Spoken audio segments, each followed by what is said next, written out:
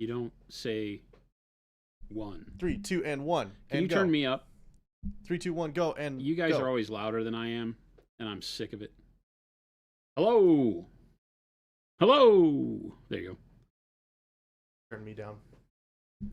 I don't know. They have to turn you down. Oh, we need to turn me down. It's going to be one of those days, Chad. Oh, yeah. It's going to be one of those days. He's not ready. How's it going, everybody? When he goes to turn the stream on, he says, I don't know if you're ready for this. Then I know I'm not ready for this. We have a Jabin and Jason. Hello, Avian, Scorched Earth, Belial, Shy Cat, Ghost Hunter, Sigavex, Shadowcast, Hale. So today you guys have to say, is Gabe equal to or better than Philip and or Chris? There's no question. I'm the worst of the 3. You're the worst? Yeah. You're just going to go out there like that? I'll sit at the bottom. You're just going to go out on and say you're the worst. Yeah, because then like out of all the choices we had, Gabe was one of them. True. Okay. Yep. I don't know, Gabe. I give you more credit than that. Sometimes being king of the hill is not as Can you pop in one? as it's supposed to be. Yes, I can. There we go. I'm putting another round of crimson on the loincloth just to pull it away from the gold a little bit more. Still keeps a nice orangish hue to it, but gives it a little bit more red to play with. That's where we're starting. Paint Liquor, we have not fired Chris yet. As long as he shows back up after his vacation and doesn't. I saw him catching fish, so yeah, he was looking pretty happy catching fish. Yeah. Maybe he finds a nice lady up in Alaska. Oh, God. Or his boat gets taken over by pirates. We had this conversation. Yeah. I don't think your wife is wrong. I think she's wrong. It's crazy. That's the most likely place for piracy in this hemisphere. Alaska. Alaska? Yeah. That. Jen says, I noticed I was not included in that comparison list because you are obviously number 1. So that's not even, it's like, wait a minute. Yeah. Why would we ever compare anybody to the greatness that is you? Yeah. Like, I did that purposefully. Nobody gets to be compared to Jen. Jen started this thing with me. So there is no comparison. Right. It's like when you're talking about Jen and then everybody else. Right. Right. It's like when you're talking about your competitors, there's the one you don't mention because it's just that we're not there yet. And that's where Jen's at. We're just not there yet. The problem is that Jen doesn't like us enough to be here very often. Oh no.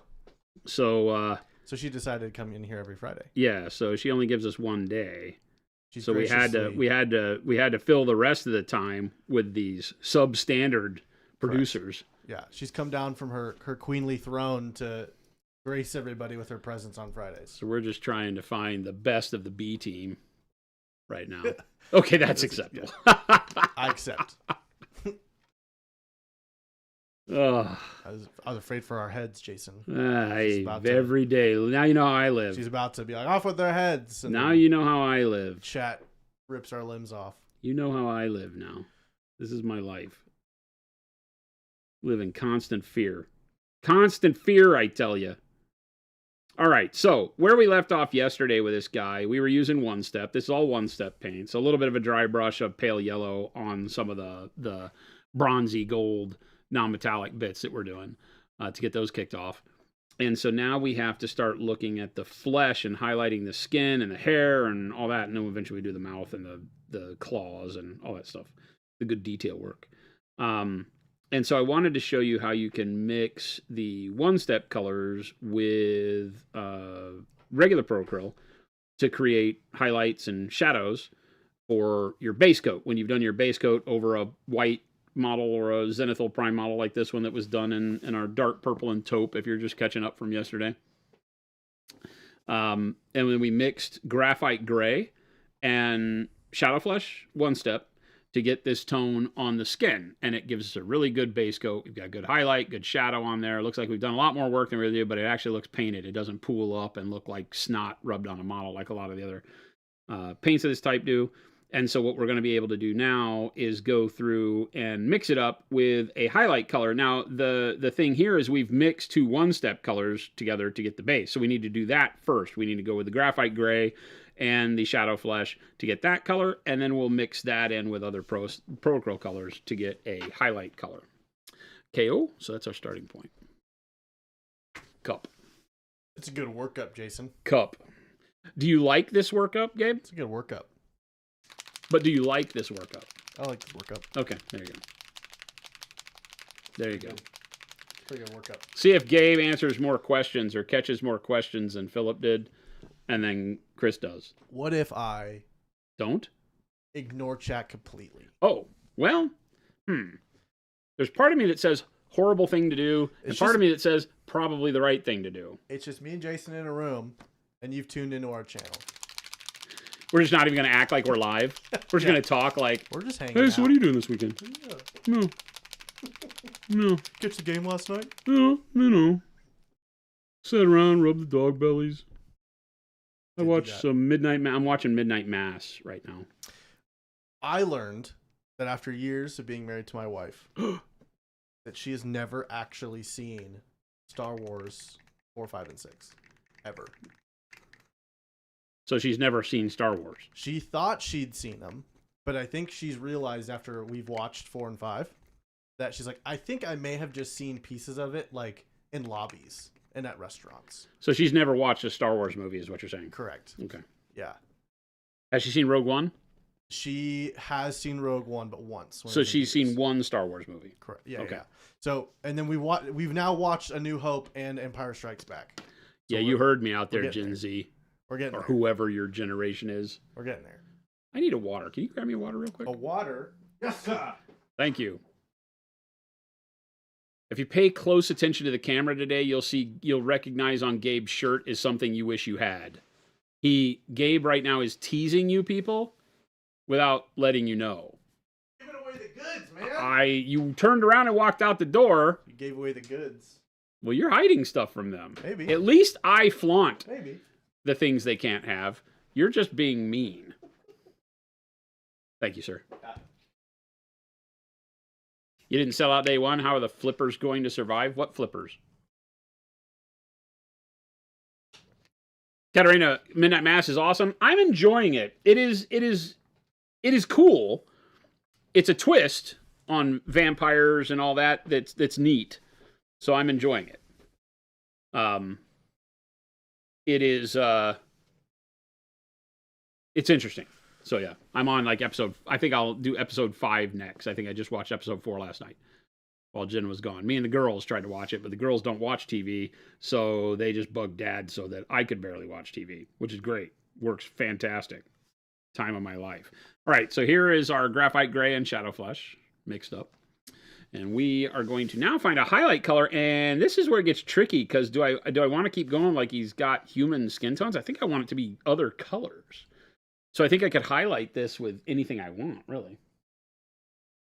I'm wondering if something like highlighting a little bit with faded green or bright pale green, maybe. Yeah, bright pale green. Like maybe some bright pale green? One of my favorite colors that I always forget the I name. think that's too much. Yes, that might be a bit much. Make him feel icky. I could do bright green blue. Let's just try it on the palette and see what that looks like. I think if I move it over into something that's not, super sickly, nurgly green, but has a different tinge than, the peachy red of Caucasian skin, we might get some really fun colors here. I'm just going to literally load my brush up with a little bit and pull it over here. A little bit of this in it to tint it up. Well, that's actually really good. That's actually very nice. That's a really nice color. Kind of dead fleshy. Dead fleshy.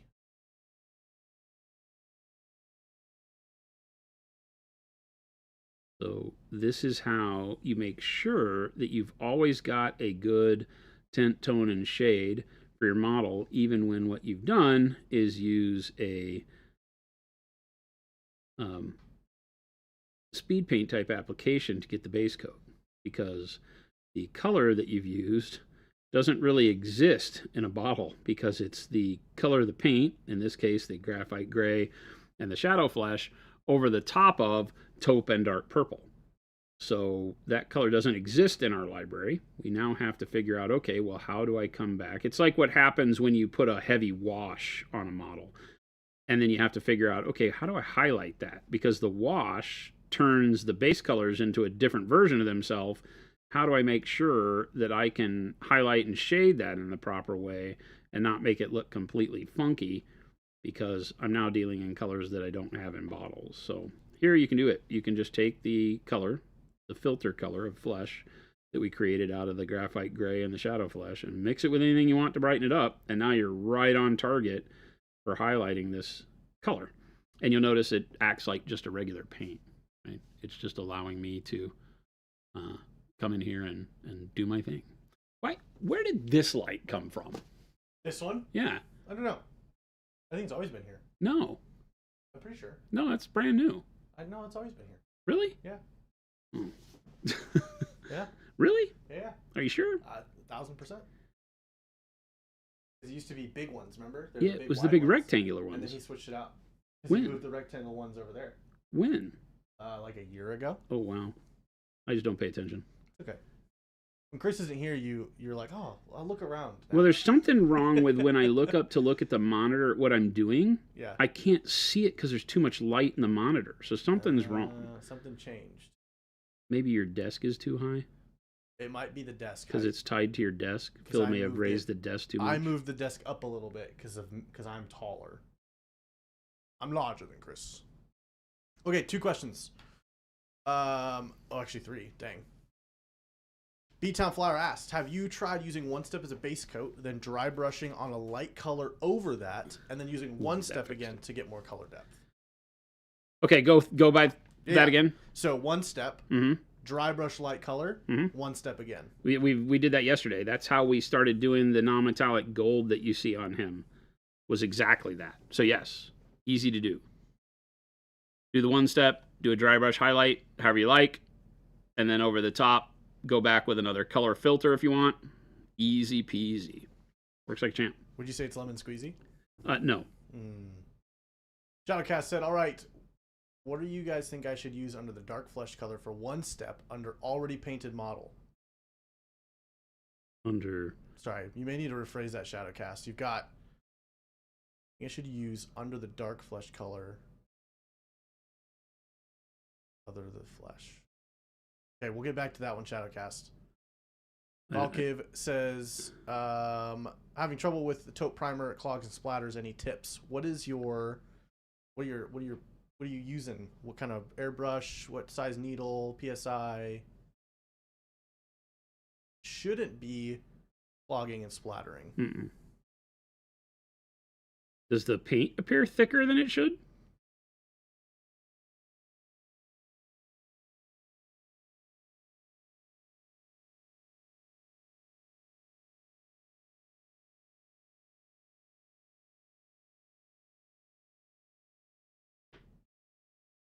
Valkiv says it does, yes. Okay.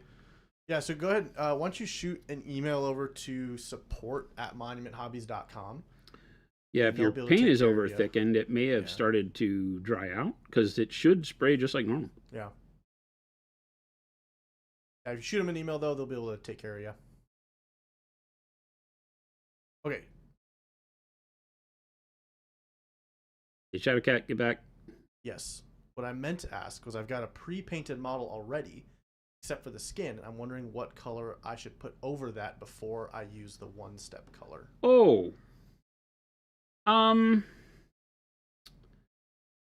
Great question. You know, it's if you're having to brush paint, it's a lot more difficult of a question to answer because typically you're going to want to do, you know, some sort of a zenithal or something like that because you'd be much better suited, I think. Here's the thing. You're either going to be brush painting your values on the face, so you're basically going to be painting the face black and white and then doing the One Step over the top, or just use shadow flesh and tan flesh and the normal colors like you would use anyway, and don't worry about painting it with One Step. if the model's already pre-painted and it's hard to, like, dry brush your pre-highlight on there to get your highlight sketched in, then you might be better off just painting it the standard way. But if you are comfortable going in and painting, the face black and white, then I think just going in with black and white, go and black the face out if it isn't already, and then use white to sketch in your highlights, and then use the shadow flesh, assuming you're doing a Caucasian skin tone, use the shadow flesh right over the top, and that can be really easy.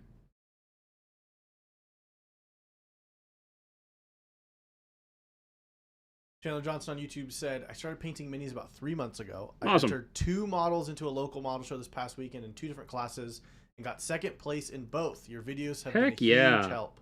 Oh, congrats. Yeah. Congrats. That's awesome. And man, I'm glad we have anything to do with that. That's awesome. We do even a little bit to help you find that kind of inspiration to put your stuff out there. Absolutely great. Thank you for joining our little crazy community, and congrats on your wins. That is something to be proud of.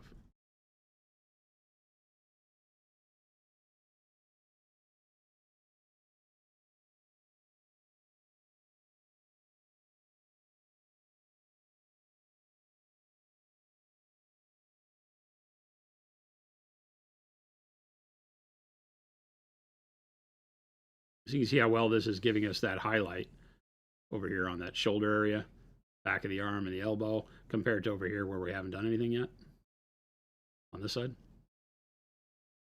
Just look at the 2 protruding, like maybe those are shoulder blades, and the way that highlight seats right in there.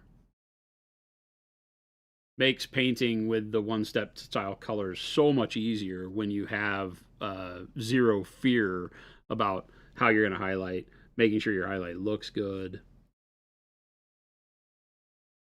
just by being able to mix it with the standard colors that you would if you were painting normally. Lots of people saying they've got their shipping notification for their 1-step.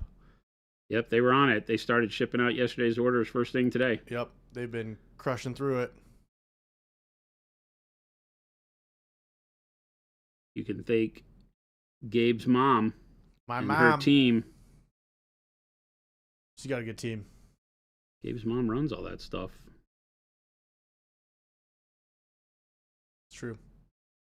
Started part-time just putting paints in boxes. I was going to say, it's not the job she wanted. It's the job she deserves. Yep. Heck yeah. Baldman said, I'm working on some Battletech minis and wanting to have them primarily red. You're supposed to say, bald man, you're not bald. I think Baldman's bald. He's not bald, though. He could be bald. He could be, yes. You don't wish that on him. I think it's a wig. You think he wears a wig? Yeah. Bald man, do you wear a wig? He could. They make wigs pretty well these days. They make good wigs? They make good wigs. He does wear wigs. Wanting to paint some Battletech red, any good color workup ideas is how well to get there. I don't have an airbrush. Sure. The a good red armor can start with mahogany, and then work up through burnt red, pyro red. That's a great red workup. It can be as dark and brooding of a red as you want, dirty, like Draconis Combine red, or it can be as bright as you want. It just depends on how much of the burnt red you let show through the pyro red when you put it on there. But mahogany, burnt red, pyro red works great, or mahogany black red, pyro red, also very good. Or if you don't want it to be that dark, because mahogany is a very dark starting point for red, right? If you don't want it to quite be that dark, then you can start with burnt red and go red into orange red. That also works fantastic. So you'll learn that with any type of color scheme, what you're really trying to find is how dark do you want the color to appear. And then once you figure that out, start with, that dark base. So if you want a dark kind of beat up military red, then mahogany works really great for that. If you feel like, you've done a test model or something and you're like, well, that's maybe a little too dark, then switch over and don't make your shadow layer as intense. And go with something like the burnt red as a shadow and then the pyro red as the mid-tone, orange red as a highlight. That can work really well. Those are some really good kind of forever workups, you might call it. You can just always keep those in your toolbox and be confident going into that for red, no matter what you're doing, until you find something that has maybe a little bit more personality that you like later as you're going. F-Man says, I'm trying to increase my knowledge of painting. Any recommendations on books or ways to improve outside of watching you, good sir? Also would love to know your painting journey. Do share for us all. Oh, yeah. Well, welcome, number one. And number two, okay, so this is going to sound really funky, right? Because I am not a classically trained artist. I am pretty much self-taught and mentored, and only mentored through hanging out with other people, not in a formal environment. The only two art classes, or the only two classes I ever failed in my school career were art classes, both of them. One in high school, one in college. Really? Yep. They're the only two classes. In college, I got an I for incomplete because I told the teacher to do horrible things to himself and left class and never went back. So I got an I, which is a failing. And in high school, I was argumentative. I was very self-assured back then. Not that I've changed much, but I had a lot more ego and ignorance behind it when I was a kid, like most of us do. And so when I was in high school, I was already doing artwork and being paid for my artwork by the time I hit 16. So for pretty much my entire high school career, I had a job. I started in my job, I was designing basically t-shirt designs, but they weren't for t-shirts, but designs to go on clothing for a brand. And then I was hand drawing their catalog, much like the old Banana Republic catalogs, if you're old enough to remember what Banana Republic catalogs used to look like. They were all hand drawn dungaree style, because Banana Republic didn't used to be fancy clothes. It used to be like backwoods, like hunting clothes and fishing clothes and dungarees, right? And so I was doing hand-drawn stuff like that. So I walked in with a swagger into my first art class, and the teacher wanted us to, like, here, draw a horse, and here's how you draw a horse. And I'd draw the horse, and they'd be like, that's not what I told you to do. And I'm like, it's a horse, though, right? And it's better than your horse. So what do you mean it's not what you told me to do? So I had that attitude, so I wound up not doing well in that class, as you can imagine. And then in college, the professor was just an idiot. So, you know, we didn't get along. So I had problems with art class. So as far as books and stuff to read, I've never really thought about art in that way, although we talk about light and color. I think it's called Light and Color. Chat will help us out here. I recommend that book to everybody. That, and if you can find a copy of Hogarth's Dynamic Anatomy, I would always say that that is a great book. Now, it is a book that is built for sketch artists. It is one that I learned a lot from. But not just for sketching, because I would draw two-dimensional art. And it wasn't just a great sketch artist book. It also has in there a lot of how to do line work for shade and volume and all that. So it's a great one for human forms that we paint so often, because all it is human anatomy and how to make it into dynamic poses and bring life to drawing the human shape. But it may not be, it may take more knowledge to really get out of it. So, you know, see if you can find a sample of it before you just go spend money on it. I don't know that I recommend it to everybody. But the Light and Color book is fantastic because it will go through and talk about in a more dynamic sense why the colors of the color wheel work well together or don't. Tint, toning, and shading, what happens to colors as they desaturate in and out of light. And so it starts to put all of those things in a better perspective, I believe, than just go in and listen to somebody spew about the color wheel, right? Because the color wheel, while being good for understanding which colors form, you know, good complementaries and split complementaries and triads and all that stuff, is that you need to understand it in the form that you're using. Like, we're not painting flat canvases. So when we're painting with desaturated colors, like, you know, we're not painting with a ton of super vibrant colors most of the time. Doesn't mean like your Imperial Fist can't be bright yellow and such. But we're not really painting, you know, bright neo-modern artwork all the time. We're painting more, as I hate to say it, realistic tones, right? Because we're painting military and very desaturated colors, and every color works with every other color once you desaturate it past a point. So that book will help you understand more of that. And then I think that, as far as just general painting in the world of miniatures, that your best bet is YouTube. Just bar none. I wish that when I was growing up, I'm 56 this year, and I wish when I was growing up and learning to paint that I had more tools like what we have here. I didn't even have the internet. So, until very late as a young adult. And so I think that you've got the best resource at your fingertips, whether you're watching me or just find an artist or group of artists that paint the kind of figures you're into and in a way that you like the outcome. Don't be shy and say that, yeah, that guy is a pretty good painter or that girl's a pretty good painter, but I'm just really not into what they do and the way it looks when it's done. Well, then you don't have to listen, right? Because their style and technique is going to be based around making models look the way they look when they're done with them.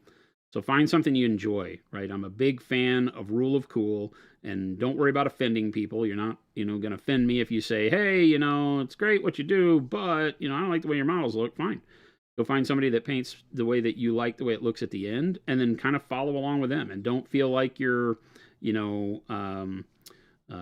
plagiarizing by copying a style or a color or anything like that. I saw a big argument on the internet the other day where people are like, using the same color scheme somebody else did for their army is plagiarizing. Like, have you lost your mind? Like, I don't have the rights to any of the color schemes I put together. But yeah, I think that that's the best way to do it. Use the tools you have, and the best tool you have available is that internet tool and the streams and the YouTube videos. So don't be shy about using them. There aren't a lot of books about what we do, and the ones that are out there don't do a very good job of explaining painting. They're more lifestyle books, coffee table books that talk about what got people into painting and stuff. Dave Taylor's Art of Books are more like that, right?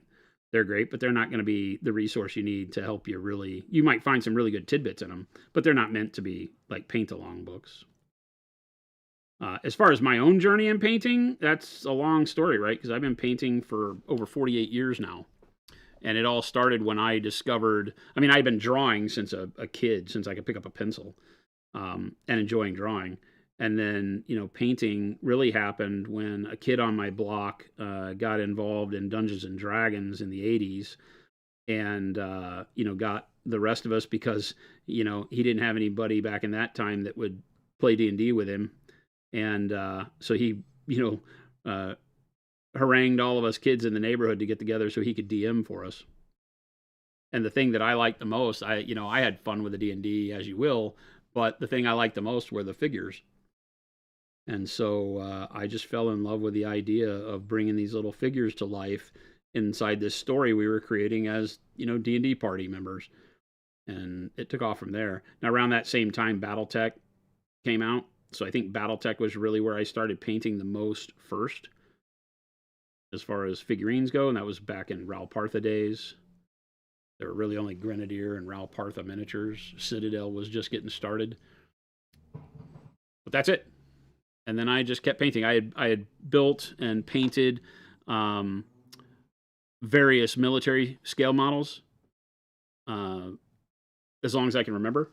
And so I brought a lot of that, what I was learning there, simultaneously in with miniatures, because there weren't a lot of people focused on miniature painting. There just weren't a lot of miniatures. It wasn't a big thing. And then I just kind of kept tying those two worlds together until I eventually stopped really doing scale modeling and focused all my time painting into actual, gaming, tabletop gaming miniatures, and then later into more dynamic sculpts for like busts. That's really where I prefer to be painting, is display models. I don't play as many games as I do paint. So it's less about the gaming for me and more about the artwork that we create and generate than anything. And then my partner Jen and I started what you see here. In 2016, I started streaming, live streaming painting. And it's grown out of that we create paints and do all the things we do as Monument Hobbies now. So over the last 10 years, we've had this crazy ride with our community of amazing people that you'll see around you in the chat and in our Discord. And we've turned it into a business where we get to share the love of this amazing hobby with other nerds from around the world. And it's amazing. And now you're one of them, so you can't get away. Welcome. You're stuck with us now.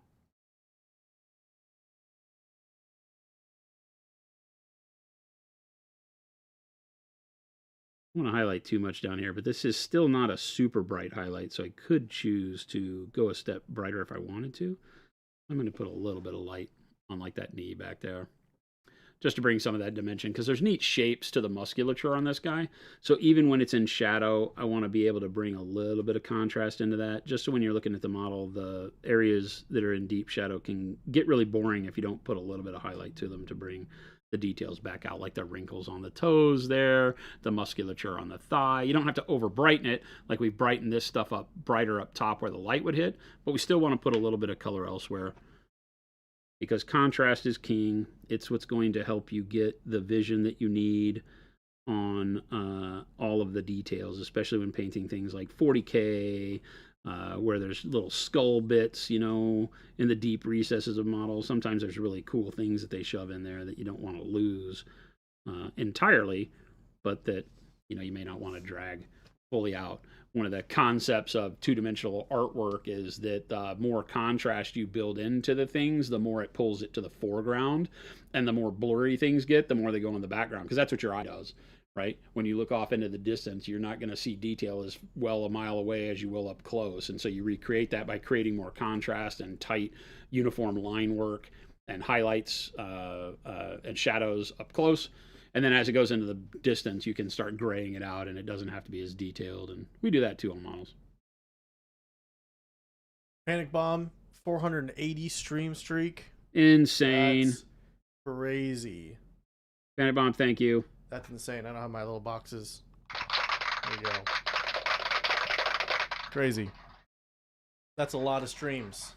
Panic Bomb, that's all the streams, I think. Thank you. Yeah. For being so insane. Crazy. And loving our crazy little family like you do. Yeah.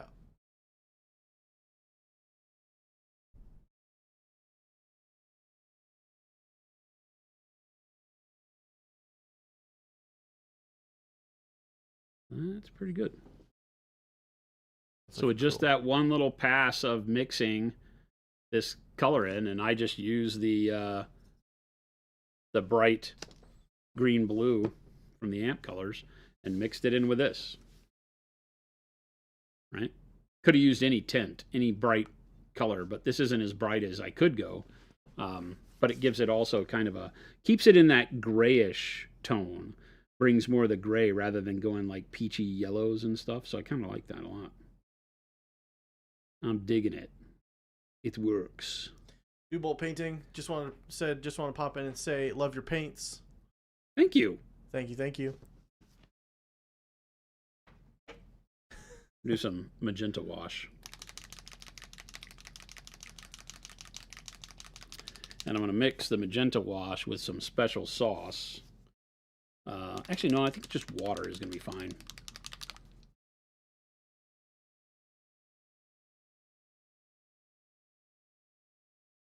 Base color for the skin tone was one of our, two of our special sauce, two of our one-step colors mixed together. Shadow Flesh and Graphite Gray. So we just released our one-step colors yesterday, if you weren't lucky enough to get them at Adepticon. And so it was the Shadow Flesh and the Graphite Gray. And it makes this kind of slurry of skin tone.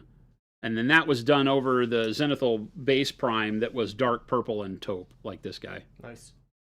Right. Did you spray that taupe on there? This was dry brush. We airbrushed this one and dry brushed this one just to show the different ways of application yesterday. So they started out the same color. Okay. I've been debating back and forth with some of my models whether to airbrush the highlight or to dry brush the highlight before I use one step. When and what circumstances would I use one or the other, or is it really dealer's choice? Well, so I prefer, because you're priming the model anyway. And so when I prime the model, I'm airbrushing the primer on there. So I do black primer, and then it's just very easy to clean the airbrush quickly and do a bright color primer to get your Zenithal laid on there. But like even with him, I went back, and I think we did bright ivory on both of these. And I did a quick dry brush of bright ivory over the top. Okay. And so dry brushing those final highlights across the top can be good even when you're airbrush the beginnings, because what the airbrush can't do is just catch edges very easily. Right. The dry brush catches edges. The airbrush gives good overall volumes. Right. So the airbrush will help you a lot better in setting up the purple to taupe, because it'll do it without the texture of the dry brush.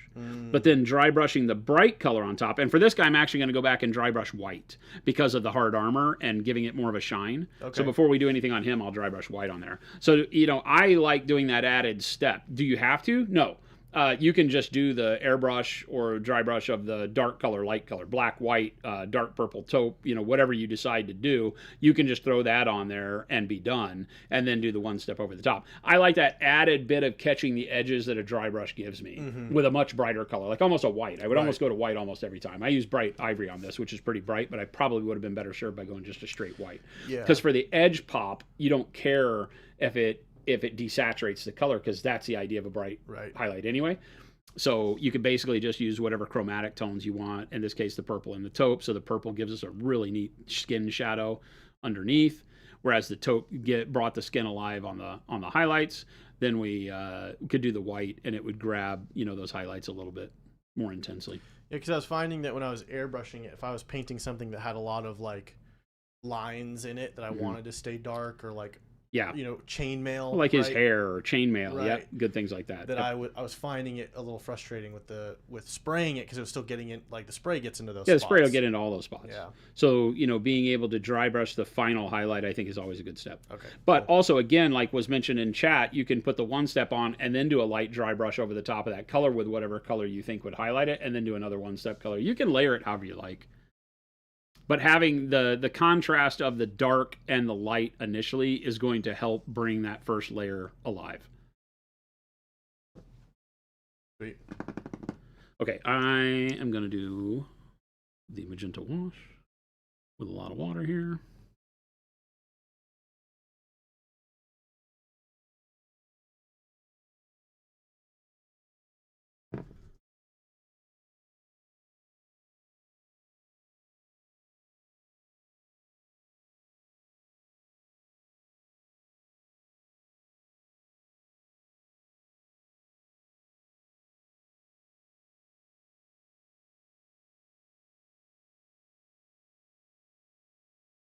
Letting this be the kind of raw, branded look that I think his runic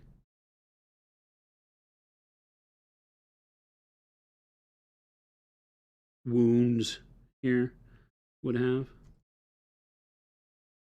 That is Illuminati symbols running.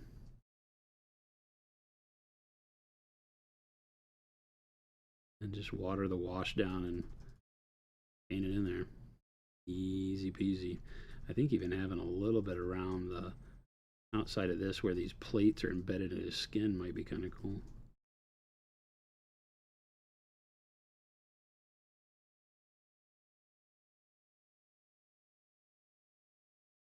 Do a lot of heavy lifting with just little color applications like this. At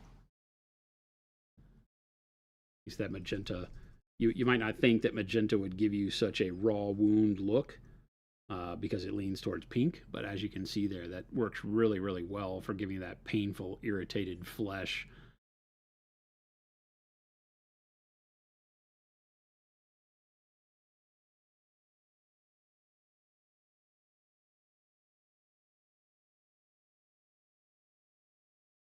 When you water down a wash really far like this, it will flow into those crevices even better. Same with the one-step colors. It'll give you a lot of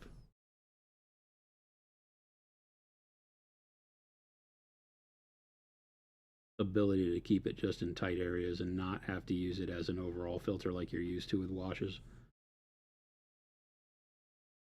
That one's not embedded in skin, but this one sure is. This looks painful. You can even do the skin around it more, since this is like sinew stretched over the top. That's gotta hurt. And then maybe in these areas where I've got skin pulled at the spinal column, kind of go in between there.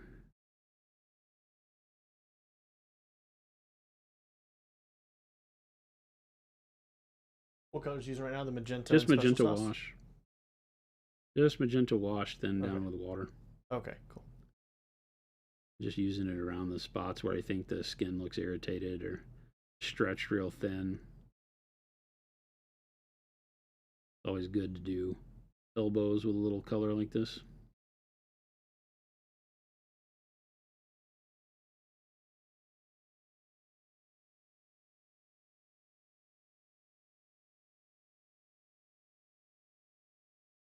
Washes work really good as accent colors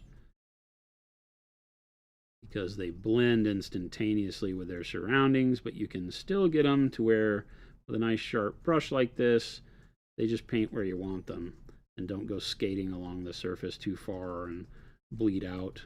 Now you can't over thin them, right? Because if you get them too thin, then they'll just go wherever they want. But right now, this one's staying where I want to, in between muscle lines, in between the wrinkles on the elbows. Is that popping close? Right. So it gives a good, not irritation, you just get that thin capillary buildup, blood vessel buildup around the elbows and knees. It's always good to put a little bit of color around, maybe where we have these veins popping out on the arm. You can add a little bit. Again, anytime you can put a little bit of flush color on skin, brings it to life. And the magenta wash is fantastic for this. You don't have to, like I said, you don't have to think about it as a paint that is strictly for slopping on big chunks of the model. You can just come in and put it exactly where you want it. Put a little life on stuff. This palm of the hand. Danger Boy is asking, can you show how you're loading and dabbing off your brush for this application of the wash? Of the sure, wash. yeah. Underside of his foot, always a good area.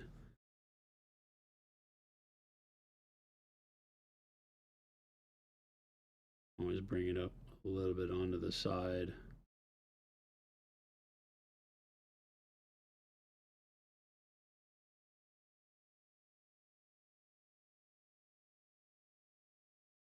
Side of the thigh there.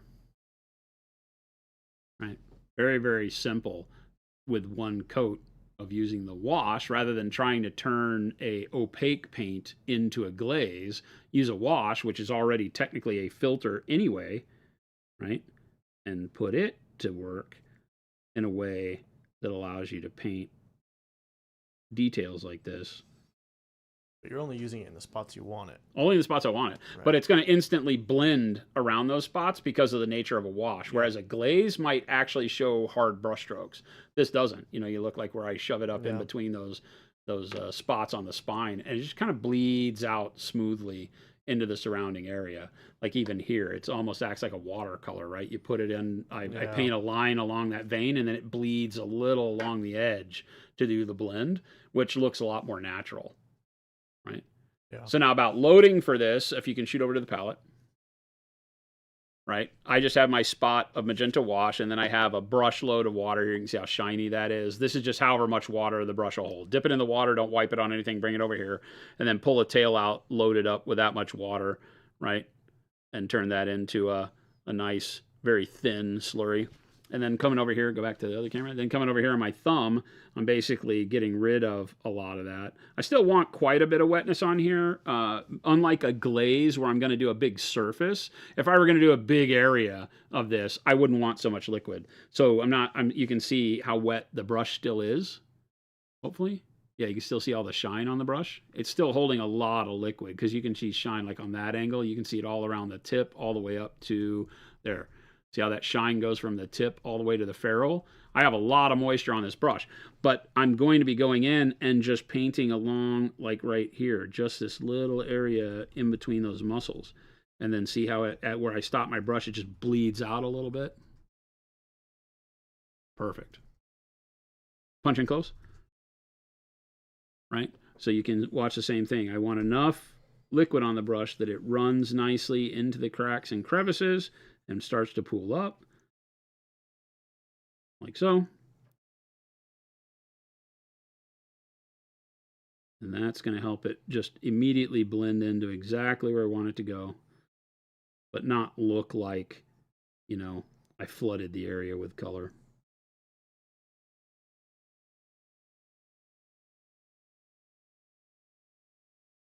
That's a great way to do one. Now, I didn't thin as much when I put it on these wounds, so it's a little bit more opaque, a little bit more vibrant color, and then thin more where I want it to go on like the veining and all of that.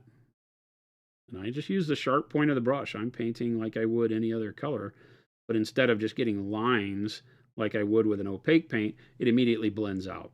So it makes this very, very easy to get really, really cool, lively skin, especially on a model like this where he's got bulging veins and all these wrinkles and spots where, like I said, these discs are embedded in his flesh, so it might be irritating. And then we just come in and add the magenta where we want it. Probably don't go overboard, otherwise it loses its charm and nuance. But I think, going through a couple of these wrinkles and vein areas is probably good. Where the bend of the arm is would always cause blood to kind of build up there anyway. You can just kind of fill that in.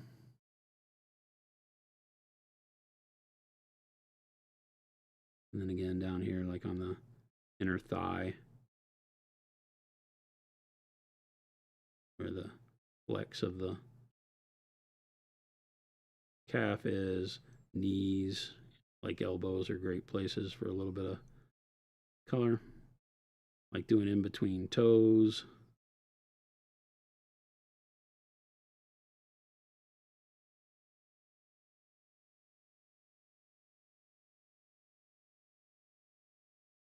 So don't forget that your washes are paints too.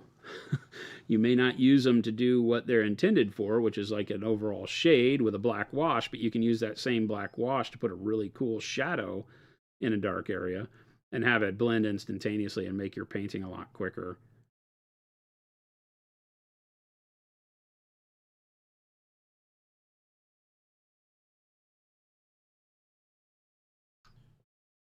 Droth Vader, do I have to worry about one step degrading my brushes like a wash or metallic will? I get a separate set of brushes for them. So washes and metallics don't degrade your brushes. This is a wives' tale. Not cleaning your brushes degrades your brushes. Okay, so we talked about this yesterday. Use the brush that you're the most comfortable. I'm using a expensive number 4 sable for what I'm doing right now.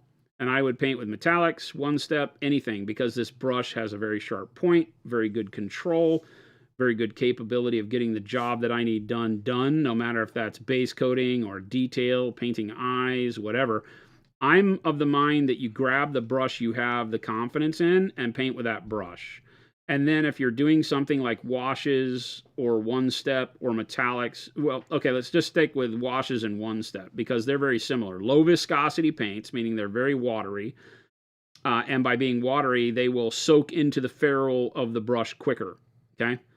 And by soaking into the ferrule of the brush, that's where your problems with brushes are caused. All right, because once you get paint in the ferrule, it's hard to clean it out of there. Now, our Gentastics brush goop will do a phenomenal job of cleaning paint out of the ferrule. So you do have tools that you can use to restore even beat up old brushes, which we've shown a bunch on stream of just taking brushes that were almost at their death's bed and making them usable again. But it won't work magic. I can't take a brush that's been through a fire and make it work again. But, if the paint is drawing up into this area here, you'll notice it because you'll see over time this area get very dark as it loads up with paint. See if I've got, like here's one, right? So see this dark band of color? That's where paint has gotten loaded into the ferrule. And a lot of times when the brush is dry and you bend it over, you'll notice that it doesn't immediately bend at the ferrule. It bends it where the dry paint starts, and I have to pull it pretty hard to get it to bend down to the ferrule. Okay, because that's got dried paint in there. So washes and one step will build more paint up in this area quicker, but as long as you wash the brush at the time you're done using it with those paints, you're fine. Same with metallics. People seem to think that metallics are loaded with diamond head bits or something, that all of that metal flake in there will cut the bristles of your brush. And I'm like, I don't know what metallics you're using, but like our metallics have mica as the metal flake, and it has soft edges to it. It's not like diamond hard cutting edges. So when you're painting with metallics, it's not shredding your brush. So even aluminum is not going to do that. Maybe over time it's more abrasive than normal paint. I would give it that. But again, I would say paint with the brush that you're comfortable painting with, that you like the most for doing the work you're about to do, and don't shy away from using whatever your favorite brush is for painting the way you're painting right this minute. What about your water? Do you use separate water for anything, metallics, washes? There's a story to be told to have a separate paint cup for your metallics, depending on what you're painting. Because the metallics, I'm getting his gut up here with a little bit of red too. Fuss asked if you could load the metallics with diamonds and still charge them the same price. Oh, you would like that, right? Everybody would be like gold panning in our. Yeah, it turns out their metallic gold's made with gold. Yeah. But the paint water thing is true, because you could wind up getting metal flake floating around in the water, and then that's an issue if you're painting something that isn't metallic, and you get metallics that float up to the surface, and now get on your brush and infiltrate into other colors and make them shiny. That can happen. Just be smart and know what you're doing. If you're using a lot of metallics over the course of a day and then moving into spots where you don't have any metallics that you need to use, then yeah, probably clean your water or have a separate cup for that. That is true. That is not a wives' tale.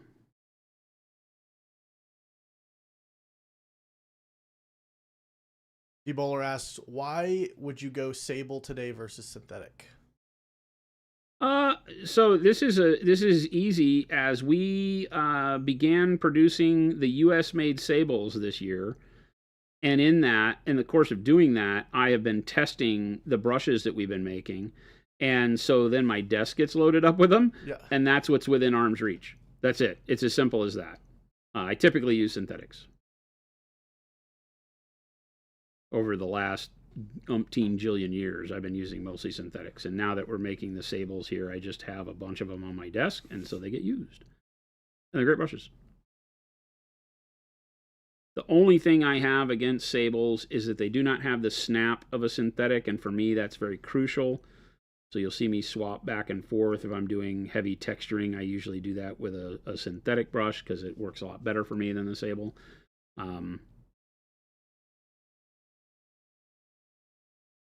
But that's really it. I do not believe that sable is a viable long-term solution for paintbrushes, because of the place in the world and the method by which the trappers trap. I just don't know if it's sustainable or not.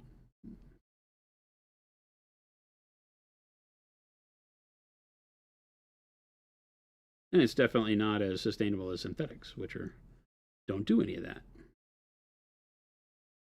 We don't have to go and hunt down the little nylons and polyesters.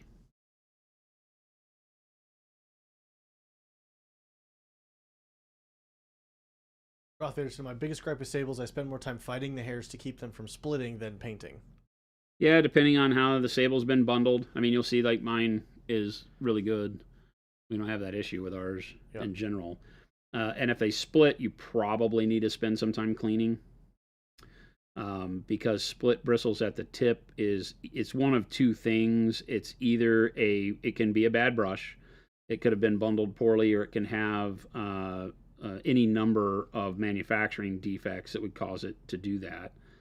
And then number two, the big thing is that when that paint builds up in the ferrule, it starts to do this. Like, I will just apply pressure with my fingernails here as if it was, because what happens when paint gets in here and dries is it pulls all the bristles together, right? The paint gets in there, it's wet, and the bristles expand, and then when it dries, it pulls them all together with dried paint. And so now I'll simulate that by just pressing with my fingernails, and look, I mean, that's dramatic because I'm being able to press harder than the paint would pull the bristles together, right? But you notice how the brush starts to crown in this point, or fork, right? Because you can get it to where it forks like that.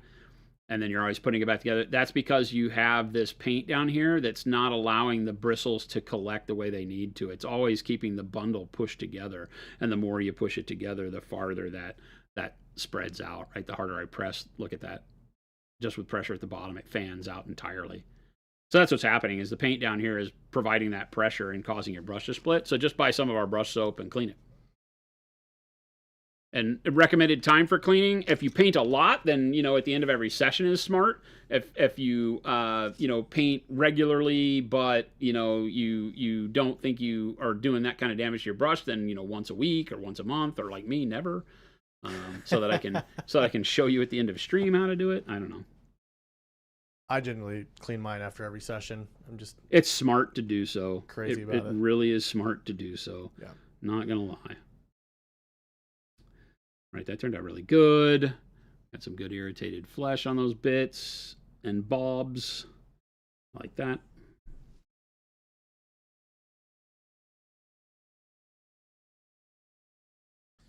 Chat wants to know how to clean a brush. I know where they live. I know where chat lives. Here, while you paint, I'll show them how to clean a brush over here. We have videos for that. Watch the video.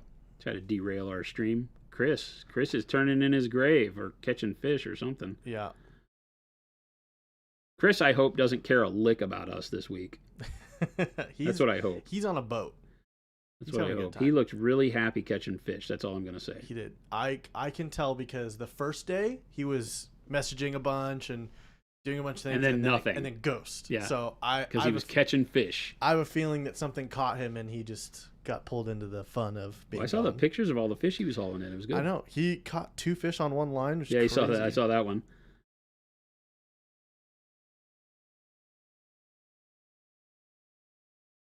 Lord of the Hunt said, Jason, you do know where I live. I ordered from you guys yesterday. There you go. See, I wasn't lying.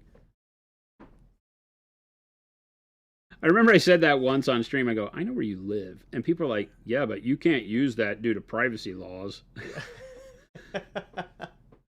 And I'm like, okay, so the guy who's going to threaten you on the internet,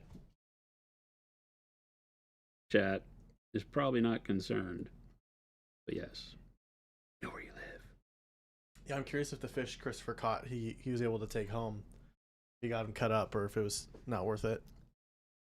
When you say home, like back here? Yeah. Because he's on a cruise. I doubt they can. So he was going to with the tilapia, if he caught it. Really? Yeah. Do you pay for them to, they basically... ice it? Yeah, I mean, they cut it all up for you, then they ship it to you. Oh, okay. Well, yeah, if they have a plan, then yeah. I was going to say, they're not going to put all that on a boat and hold it for you in refrigeration. No. For any price you want to pay. Just buy it when you get here. But yeah, that makes sense. Yeah. Which I was hoping for because he doesn't have a chest freezer, but I do, so... All right, and there we go. So a layer of one step, a layer of highlight, and a little bit of magenta wash, and our skin looks really good. That looks great.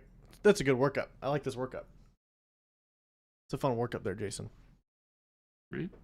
The magenta really makes it work on that beautifully. Because we have enough contrast and shadow just from the base layer of the one step letting the zenithal show through. Remember? We just did purple and taupe. And that's what's showing through and giving us the shadow on the bottom of the arm versus the highlight on the top. So, and it looks like you actually painted the model and spent more time on it rather than just looking like you slopped a bunch of wash on it. So that's great. It does speed it up. It does make the process a lot easier, but it gives you the ability to still turn out really fantastic work. I'm a fan. All right, we gotta do something on this hair. This hair. I want to paint the white things to be not white though. And I like black for that actually. The little nails. You're gonna paint his nails? Yeah. He's getting a pedicure. I'm gonna do the dark blue black though, just because we're using one step on this guy. Gillenboard said, Gabe, how would you describe Bilbo? Who's Bilbo? Bilbo. Bravest little hobbit of them all. Bravest little hobbit of them all. Have we introduced you to Bilbo and his pipe? Oh, that looks great. It's really good. The pipe is sweet. Well, hello. Pipe. I need to paint his pants. I didn't even recognize painted his toesies. His pants weren't painted. Yeah, I know. Because I still am asking how he gets those big ass feet and those skinny ass jeans. Jim says they're stretchy pants. Zippers. I don't know. Not buying it. There's zippers on both sides of his pants. Not buying. They're tearaways. Yeah. That you have to zip up. Yeah. What an annoyance. living in Middle Earth would suck. Yeah. And it's the bad kind, you know, when you unzip your sleeping bag too far, you're like, oh, I gotta put it back together now. Oh, and it never goes. It never does. It never lines up, and the zippers never thread right, It's or the whatever you call it. worst. Horrible. Why would you wish that on anybody? This is the worst feeling. Especially not Bilbo. Yeah. Well, I'd Bilbo. have a great night. Bilbo's hanging our out. friend.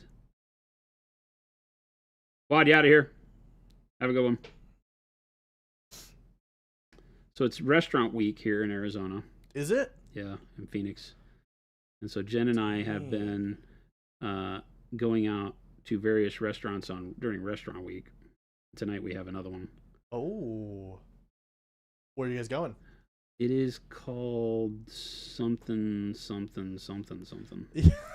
I asked that and I was like, I don't know if Jason will want to tell stream where he's going to dinner tonight. Oh, I don't care about that. I just can't remember. I'm old. I don't know.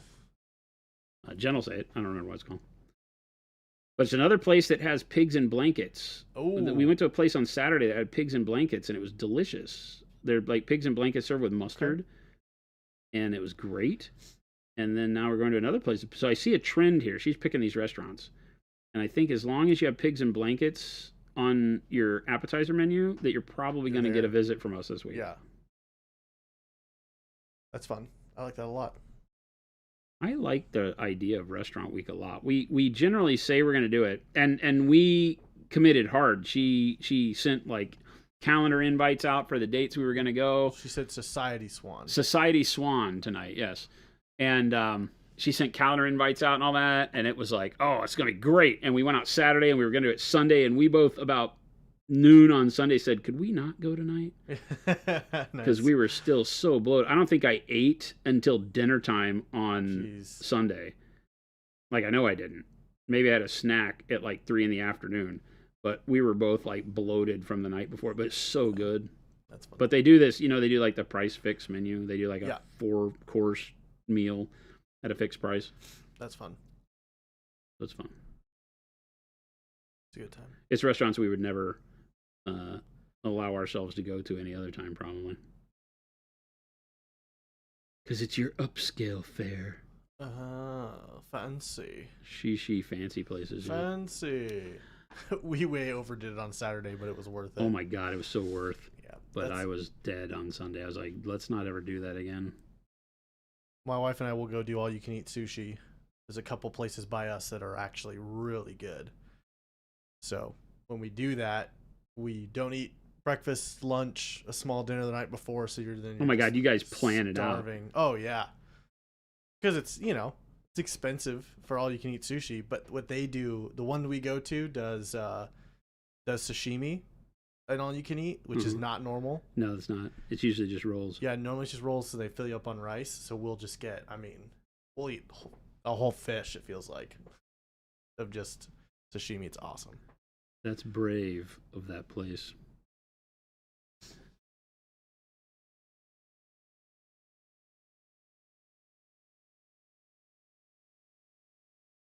Yeah, we tried a new burger place yesterday.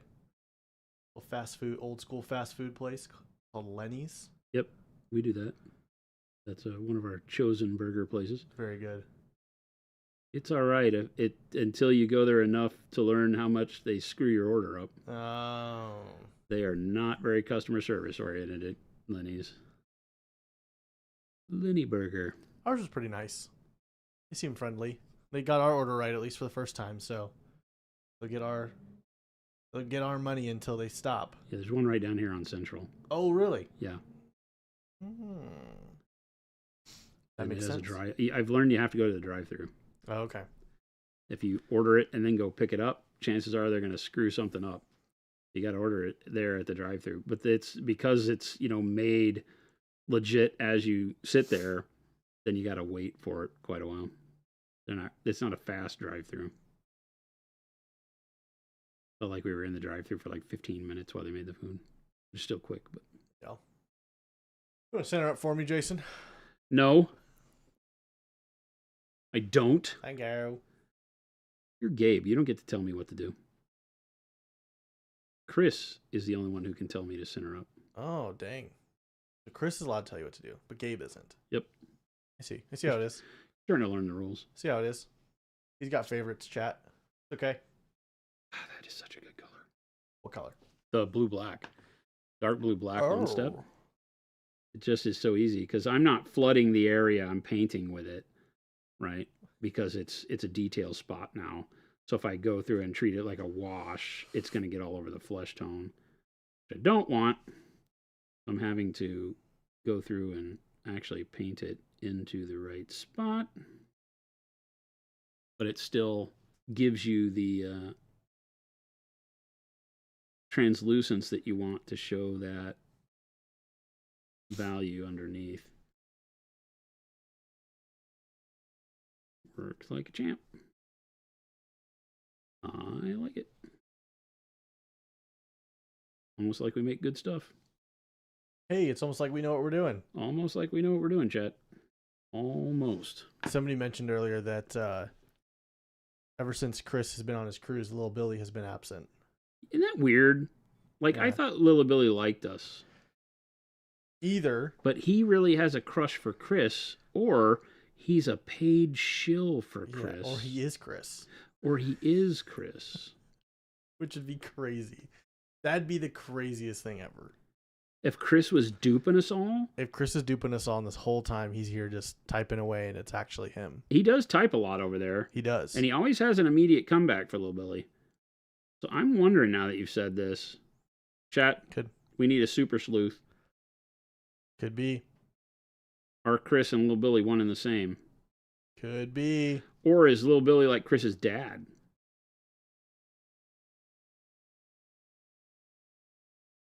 Or Little Billy's on the cruise.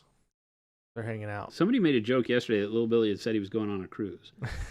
That's crazy. I want to believe that's all true. But it could be that Little Billy is Chris's own personal insider, though. Could be. Could be. I think it's funny. Yeah, or it could be someone who's on the trip with him, a family member. Well, that's what I'm saying, his dad.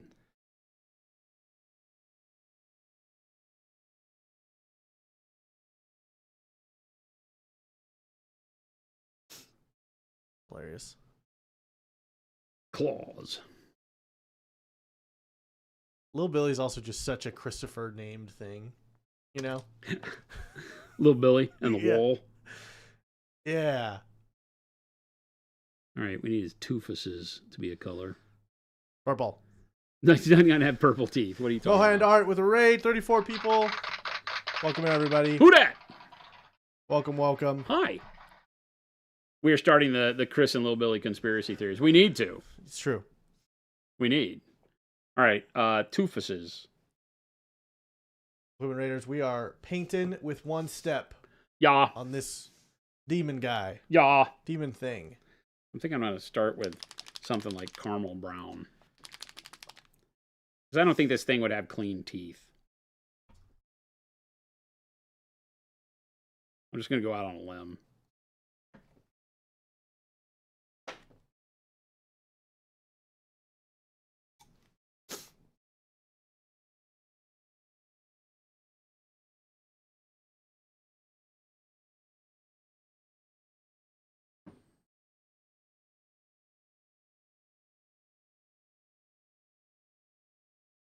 I went to Federal Pizza for Ryan's 1-year anniversary.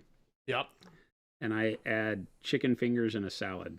At pizza? Yeah. Why did you have chicken fingers in a salad? Well, I was trying to do whatever the lightest thing they had there was, because we're going out to that dinner tonight. And I was really bummed because he got my favorite pizza. Oh, and man. It hurt me to watch him with my favorite pizza. That's rough. And not eat pizza. Also, I'm trying to stay away from tangy tomato stuff since I was sick. Oh, yeah. Until I am fully back to normal. You want to scooch up just a bit? No. I told you. It's a teensy weensy. No. Teensy weensy spider I won't do bit. it. I won't do it. You can't make me. What if you did it for the people? Don't try to use them for the people as a way to make it seem altruistic to do what you want me to do. Not how this works. Chris is sitting on the cruise watching this like Dr. Evil laughing. True. 100%. Tuned in. He had a TV watch. You gotta tell Jason, would you kindly? Does that how Christopher says it? Would you kindly move up? Never. Oh. Christopher's not nice to me. What? He's got his phrases. Christopher's never been nice to me once in his entire life. Bone. How? So then why is he allowed to tell you what to do? Huh? Then why have you allowed him to tell you what to do? Because he's scary. He is scary. Chris is a scary individual. What am I supposed to do? Say no? I do a lot, though. You could. I do say no a lot to him. That is true. I do tell Christopher the no quite often. Christopher, I shall not. Although he always says that too. So between the two of us, we're very, very uncooperative, I think. Yeah, I agree. Right? Well, that wasn't a thing for you to agree with. That's not what this is about. Oh, man. Did you blow on that thing? I did. Oh, my God. You know where that thing's been? I do. That's Chris's thing. Unfortunately. I do, unfortunately.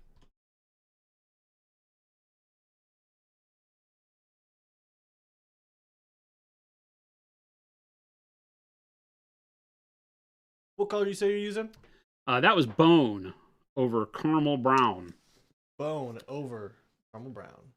And then last but not least... Chris does say I shan't a lot. Ivory. Eye for an ivory. I shan't my pants. Shipped my pants. I shipped my pants. That commercial makes me crack up. So good.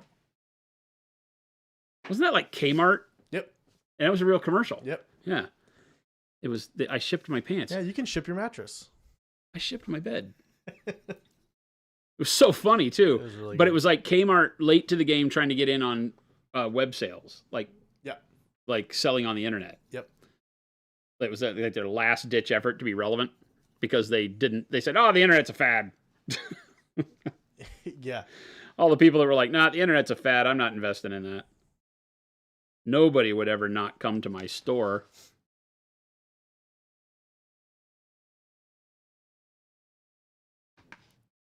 I know it's weird. I'm curious what the next, not internet will be, but like that level of, I guess it's AI right now. It's just AI. Yeah. But remember there's that. Remember it's there's AI. We're sick of the internet, so now AI is going to go do the internet for us. Right. Do you remember? It was a couple of years ago they did the like metaverse thing where you could like buy land in the metaverse. That tanked.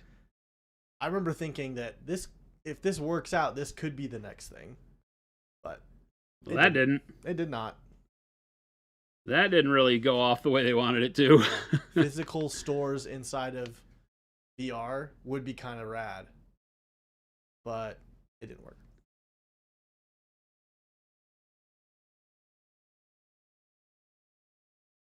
Like that doesn't appeal to me at all. Like if you're gonna put on the thing and go into VR and go to look at Apple iPhones, why not just go there and then go have lunch? Because you can't VR a restaurant. It's true. We'll make it a thing. Have you ever seen WALL-E? I'm not trying to be the people on the spaceship. Yeah. That movie's crazy. I actually like to do things. Okay, so now we're going to put a wash on it. I don't know why I did that. Yeah, I'm not real sure why I did that. It's because you don't have Christopher filling all the space with noises. So oh. You gotta make your own. See, so brown wash is what I'm going to use. Yeah, but it probably is. Like, literally in my head, it probably is the way I now think about these things, is because when I say stuff like that, now it's time for a wash. And then he's like... Yeah, and so in my head, I bet that's the way I hear the stream now. Yeah. That's very depressing. That's awesome. We just came to the conclusion that Chris is useful. Wow, that's insane. That Chris is inside my head, inadvertently, noises or box. maybe it's a plan. Maybe it's not Chris's usefulness. I think it's a plan. It's the boxes. I think it's a plan. I think this was his plan all along. Make himself irreplaceable because of the comedic timing It's true. of all of his actions. He's nailed it. I will say that I've rent free, Wirehead, rent free. That's not fair at all. All right, so just a little bit of water on my brush so that I go in and dilute the wash a little bit. Right? I don't want the brown wash at like full capacity. Jason is Christopher's Pavlov dog. Oh my God. He's not wrong. I will say that, so producing back to back for Christopher, then Jordan, and now you is a very different animal for each person to fill the space or not fill the space. And there it's you very go. interesting. Now he's got brown grit in between his teeth. Easy teeth. What was he eating? What was he eating? Yeah, poop. Yes, maybe. Munching on some dookies. Wow. Wow, Gabe, wow. Just wow, Gabe. Hey, man. Wow. Hey, I don't shame. Wow. That's what he's into. Wow. Why? Why? Wow. Why? Wow. All right, I'm going to take some shadow flesh. We're going to paint his lip. So a little bit of shadow flesh and a little bit of dark plum, I believe, will get us where I want. Rumpfenstein, I can get there. Greatest name ever. I love your name, Harumpfenstein. I can get there. I especially when I get back into the groove with Jason, it's that balance of when do I step in or just let Jason roll, because it's just magic that he's spitting out. And I'm enthralled by the painting knowledge being spat. So when he gives me an opening, I'll take it. You give him little lipstick? Some lip lippy? gloss? Little lippy? Is his lip gloss popping? Little lippy? The lip gloss be cool? What the hell are you talking about? Chase him after school? Huh? You know what I'm saying, chat? What the hell is going on? I don't want anybody to explain it to me either. Just let it lie.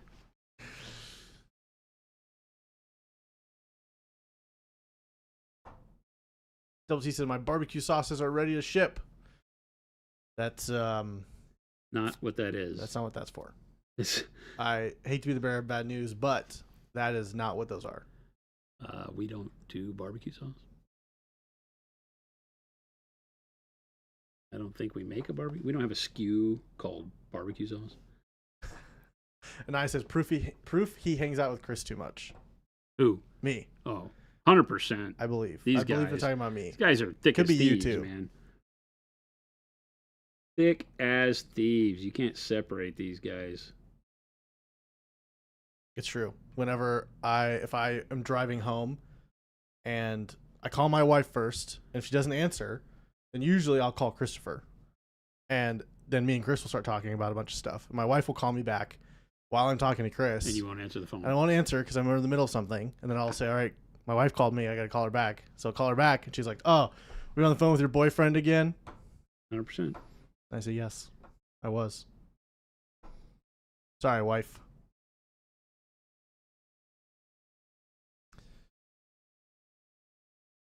There you go, lip. So one step isn't about eliminating the marinating time for barbecue? No. No.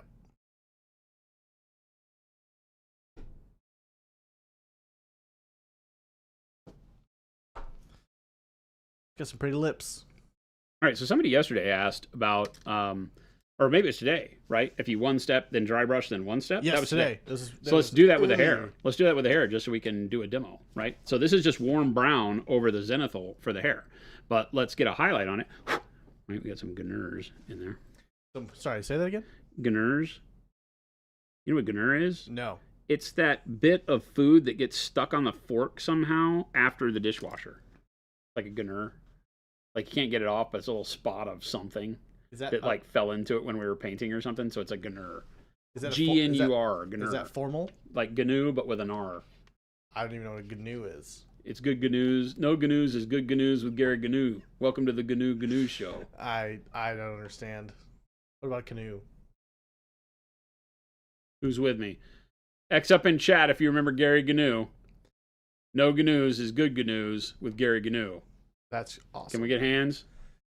Who's old? That's basically what I'm asking. It's possible that he stopped doing his GNUs before I was around.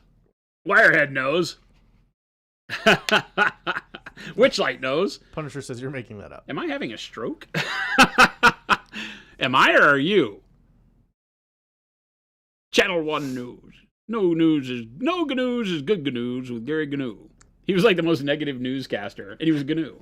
Is that his real last name, or did he? Gary GNU. Is that a stage name that he chose? Nope, Gary GNU. He was a GNU.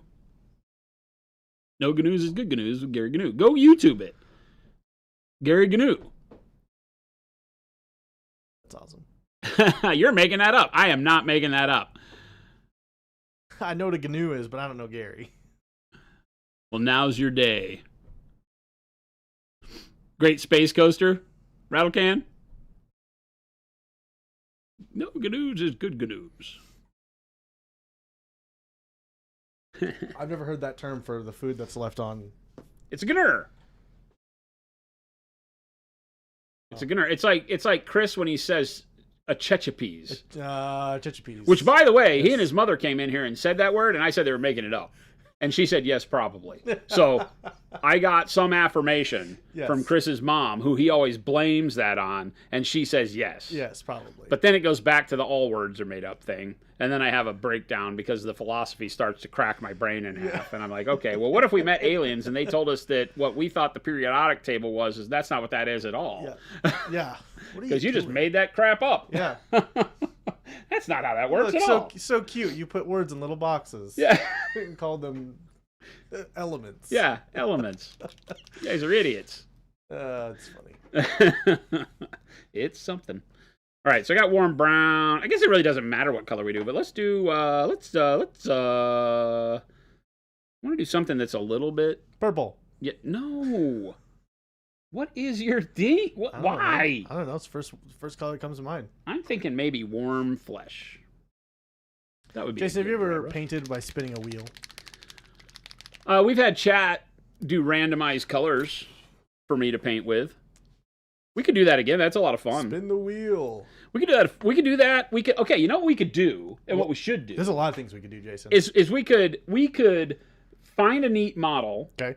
That's actually a cool model. Like I have a bunch of really cool busts, like some of the Zaba busts. Yeah. And get like a really cool Zaba bust, and then have chat. And you don't get to say pink plaid, you turds. Get them to pick colors.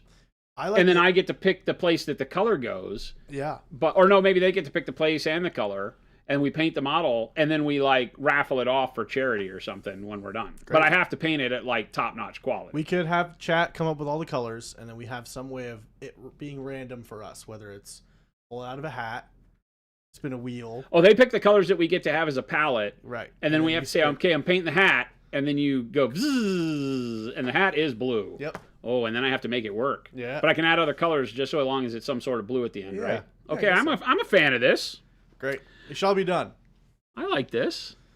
Now we just need to get a wheel. Harumfenstein, that is not how that works. No.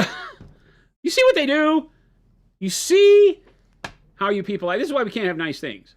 It's Gary GNU and his nuclear weapons. The nuclear agenda with Gary GNU. Green plaid. It's the nuclear agenda. A color wheel, you might say. What?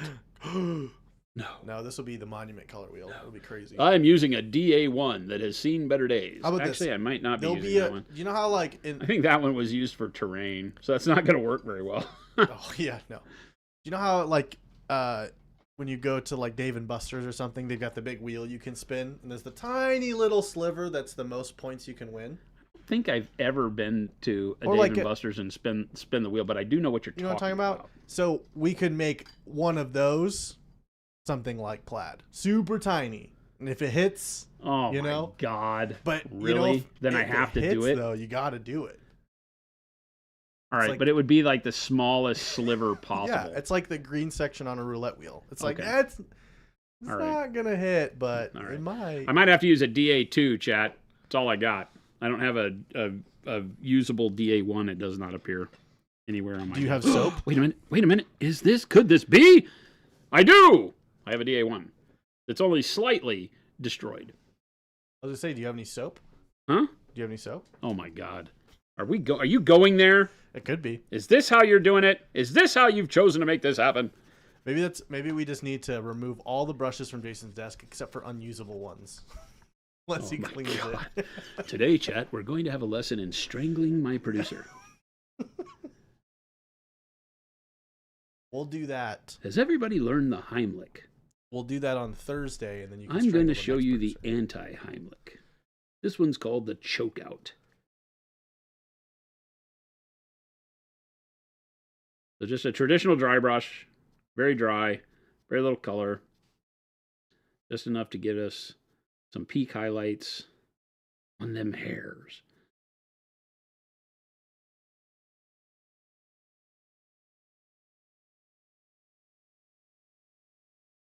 I like it. Why have you gone with an angled brush rather than a dome brush? The dome brush will put too much paint. This is not very deep detail. The dome brush has a good chance of putting paint inside the detail, whereas the flat brushes are meant for just catching edges. The dome brushes are meant for doing larger batches of color. So that's a great way to remember which dry brush to use. If you just want to peak the details, right, then a flat dry brush is going to do a lot better for you. So rivets on tank sides and things like that, flat dry brush.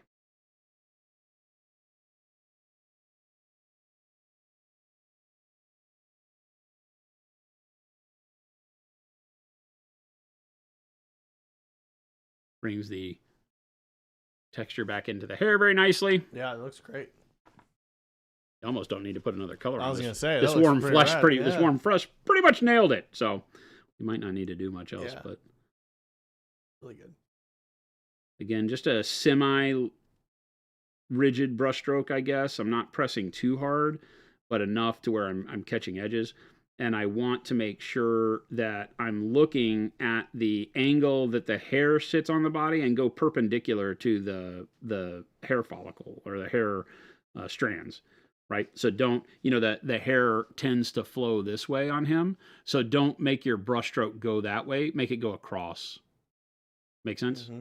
Because otherwise you will get brighter color down in between the hairs if you're not careful. So you can't always follow your light source the way you do with other highlighting. Sometimes you just have to brighten it up by putting more paint in certain areas to make it look that way.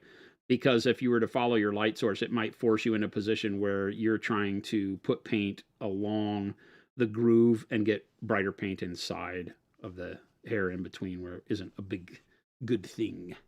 That looks great. Yeah, very easy. Like, I think that's done. I don't think I'm going to mess with that, actually. I like how it blends in with the helmet. Almost makes it look like the hair's coming from the helmet, too. You know? That works pretty good. Like big mask. Pretty good. All right. Does he have two different colored eyes? Does he have two different colored eyes? I don't know. Not on purpose. But yes. That's kind of fun. The one got I like it. It's nice. the dark green brown Yeah. in it, and the other one didn't. So It's very nice. it's very nice. Okay, doke. Now, Dang. yeah, I don't think I'm going to do anything else to the hair. I think that wins. Stop on your head. Now we paint the base green. But what? That's not how this works. Yeah, you could, though. I mean, you could, but no. That's not what we do here, buddy.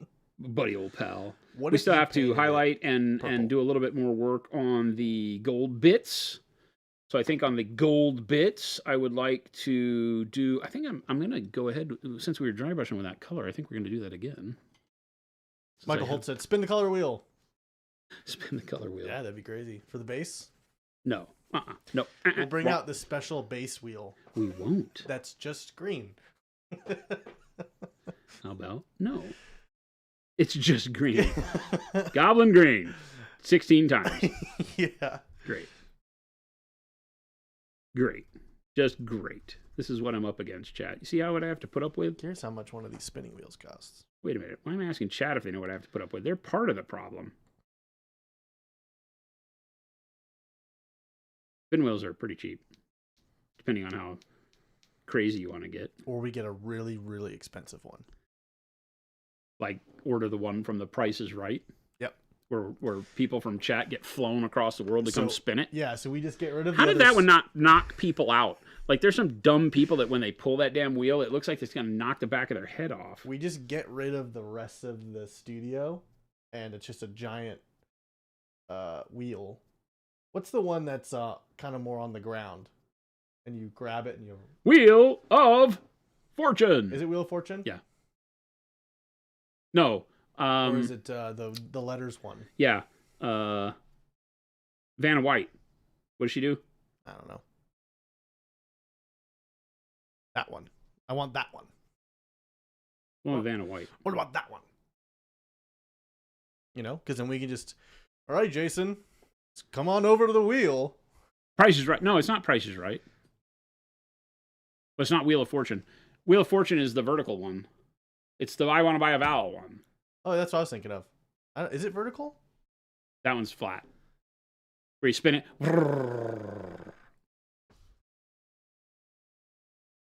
Oh, Price is Right is the vertical one. Wheel of Fortune is the horizontal one. They're right. Chat's right.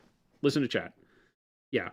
I never really watched. The only Price is Right is the final thing when the winners, they all get to go and spin to get closest to $1 without going over. Oh, right. And that's the vertical one. So, yeah. Chat's right. Wheel of Fortune is the I Want to Buy a Vowel. Yeah.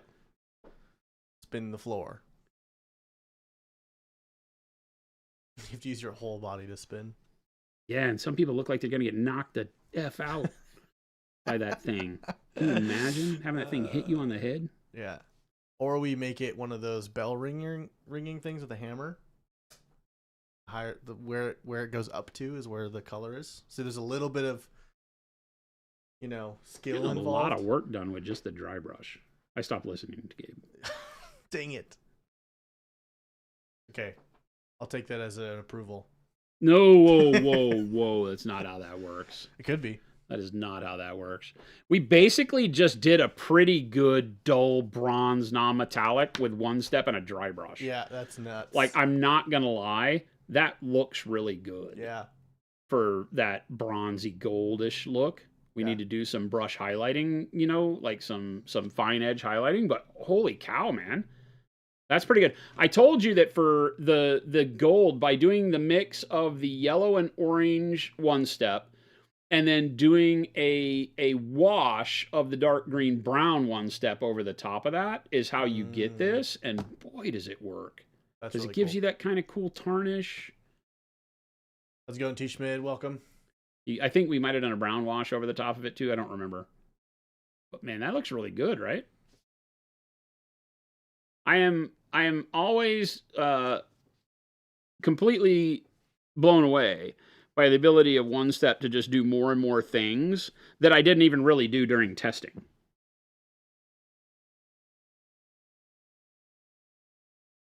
The whole airbrush additive thing is a good way to look at that. Like, I didn't have any clue it was going to be such a great airbrush additive.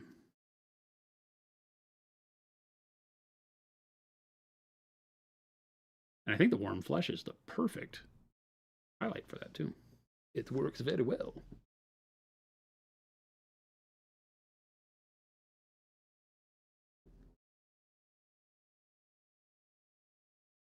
The Big 3 TV rating. What? 39. What? Big 3, what's going on? How's it going? Welcome in, everybody. Hello. How are ya? We're hanging out. We're slinging one step. Painting some dudes. Punch on a step. Looks pretty dang good. The Trench Crusade Sultanate model called like the Lion of something or other. I don't know. That was very specific, wasn't it? One of those arms is a lot bigger than the other. He has like a vestigial... This one looks like it almost fits his body. This one over here is like, hey, I don't know what you're eating, but you should have a more balanced meal. Weird. But Yikes! That was a Papa Chicken joke right there. But I don't know if I like that one. Lion of Jabir. That sounds right. But this is all done with our brand new one-step paints and a little dry brushing. So showing you how you can use our version of what a speed paint really should be. And your model looks like you actually painted it. So Yep. pretty good. Now we're going to do a little bit of highlighting on that same non-metallic bronze, gold, whatever it is, with some bright pale yellow. Ooh. Pa-pow. And we'll do this with the brush, just so we can get some detailed shine on it. The dry brush can only do so much. It'll pick up edges and things, but it won't give you as bright or focused a color as going in with a brush will. It just won't. Neither with the airbrush. They're great tools, but they don't always get you over the goal line, depending on what your end look wants to be. So I'll thin the bright pale yellow down quite a bit. Get rid of a bunch of it off on my brush. And then we're going to want to punch in a little bit. Get a bunch of it. Bunch of it off. A brunch. Get a brunch off. Get a brunch off with a brush.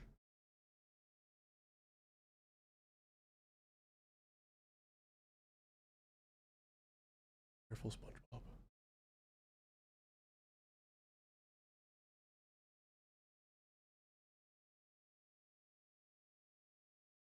Looks great.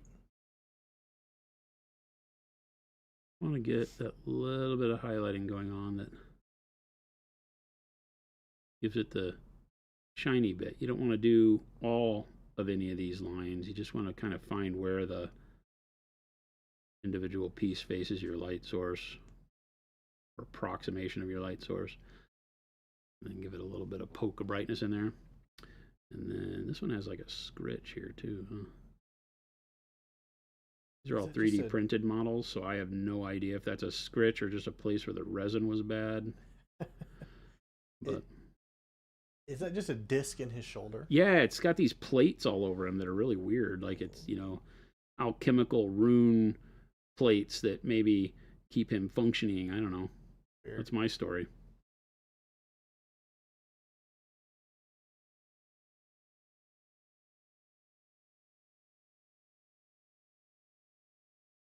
Type of thing makes me want to play PoE again.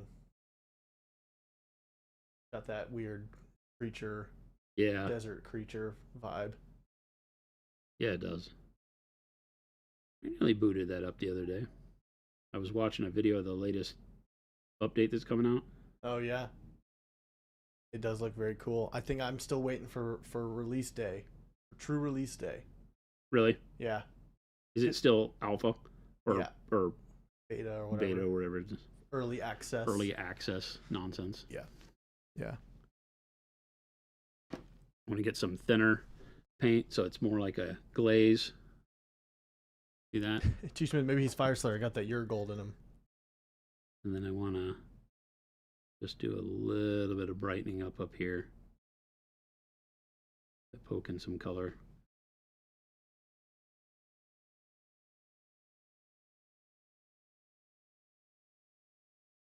A little bit of shine on the top edge of that plate. Mr. Pink said, when are more one-step coming? Just started using the first set and I want more. Great. Yeah, we are looking at a late July, probably at Gen Con release date is what Gabe has asked for. Yeah. So that's what we're planning for. I have the other 12 colors. If you're nice, I can show them to you. Oh, man. I was told by Philip yesterday that I was not allowed to use any of them on this model. So that was rude, because I wanted to tease you. Huh? Why do you say that? He said he wanted it to be kept to paints that people could buy. I don't know. Something about release and success and... success and... business is here to make money. I don't know. Paint, win-win time. Yeah, I don't know. Not fun, just the paint, win-win part. I don't know. Nobody here likes to have fun like I have to like to have fun. Jeez. We don't play games. That's Chris. I've been playing Bloodborne. Can you believe that? Bloodborne as in the video game Bloodborne? Yeah, I came up here and nabbed my PS4 that was sitting on a table here for like the last 2 years with nobody using it. And had never played Bloodborne with the whatchamacallit, the add-ons, the DLC. Never played the old Hunters or any of that. You scooch up a titch. A titch? Titch. How much is a titch? However much you want it to be. Okay, there you go. Is that good? However far the center of the screen is.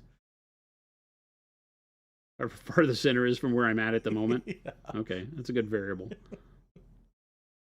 A titch is enough for you to look up to see where you're at. You know? It is. It's a very good way to get me to pay attention is, what the hell is a... Oh, sorry. It's a titch. Oh, I see. Flapjack asks, I thought Chris was the only one who could tell you what to do. Yes. But Philip told you to only use colors. I know. I need you to not remind me of my fallacies. Sounds like the logic's falling apart a little bit. I need you people to hush. Shush.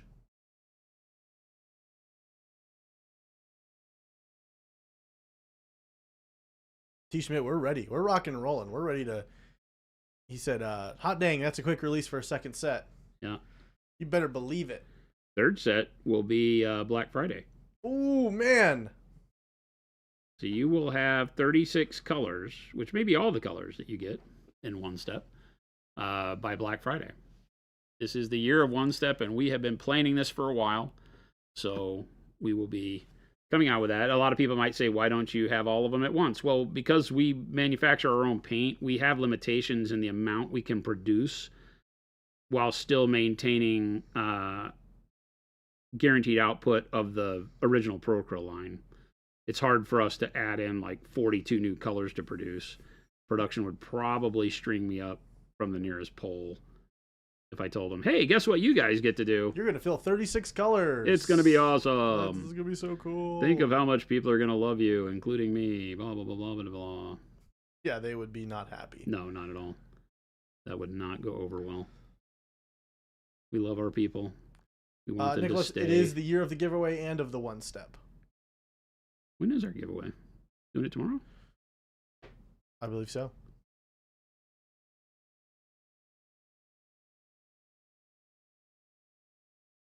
That just gives us a little bit more shine to the metal and brings it apart from the other spots on the model, because the brightest surfaces should be on this guy should be the reflective parts of the metal, unless you were doing like the skin ultra shiny for some reason or something like that. But for what we're doing, I like the metal being the shiny bit. He's got some little dings and doohickeys in his helmet here.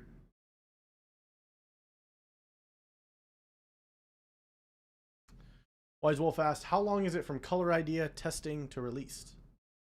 With normal Procryl colors, it's very quick. Well, I say very quick. We would typically say for a new color on like 90 to 120 days, just because of the logistics around it. Sometimes it's not really the development process anymore, because the formula for Procryl is very well worked out. There's no kinks in it anymore, and so we're able to turn colors out just picking colors and doing that.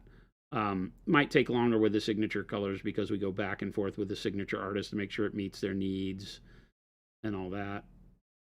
But yeah, generally it's very simple. For One Step, not so much, because One Step is a complete new formula of product.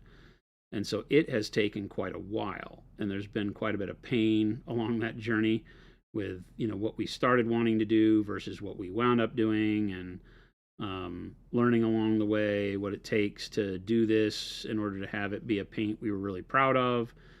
And so that was, closer to about a year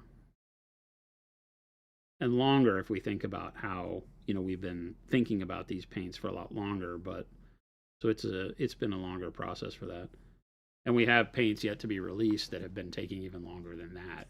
That I'm hoping. Said, for Eclectic Salmon, it's an eternity. Yeah. Yeah. For Khaki, it was a couple of years. We've been there.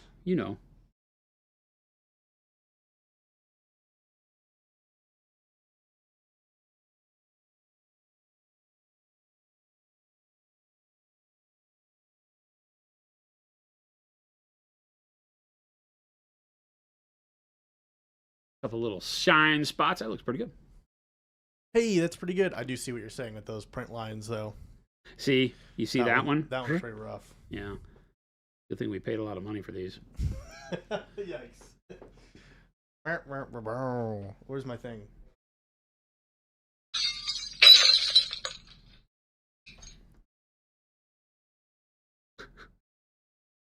It is crazy how my brain also fills in the spaces of sound. I'm like, oh, where'd that sound? Why is that sound not playing? Yeah, right.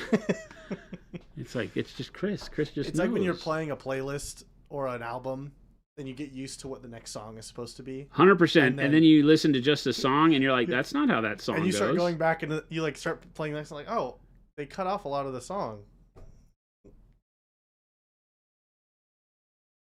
That'll happen to me if I listen to like, I'll get in a groove of listening to one artist, just all their music in their album, and then I'll play a playlist later that has one of their songs in it, and then that song will come up. I'm like, oh, I didn't expect this next song to play. Yeah. It's very, very confusing in the moment. Yep.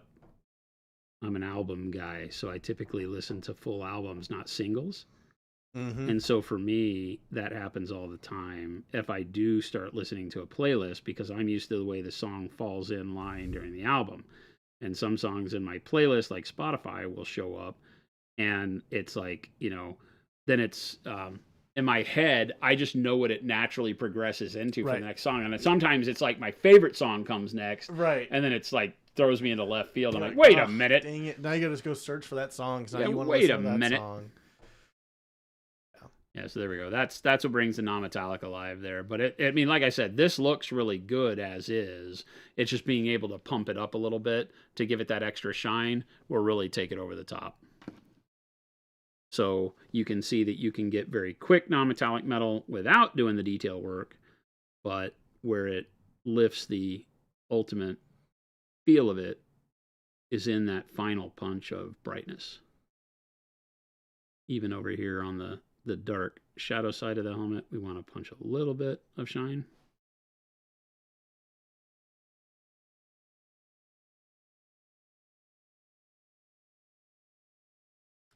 See you, Wirehead. Have a great night. Wirehead, take it easy.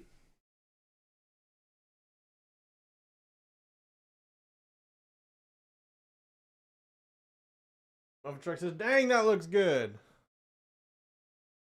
I do. Thank you.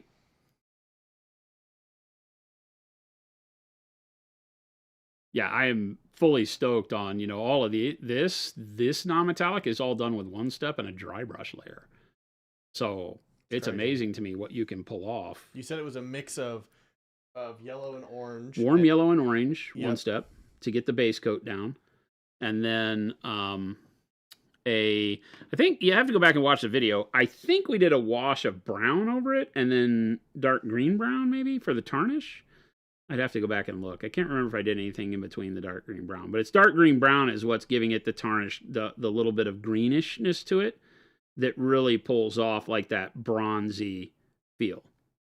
So that's the real winner here in terms of getting it to play as a metal very quickly. And then the dry brush of bright ivory maybe that we did. No, bright pale yellow. Same color I'm using right now.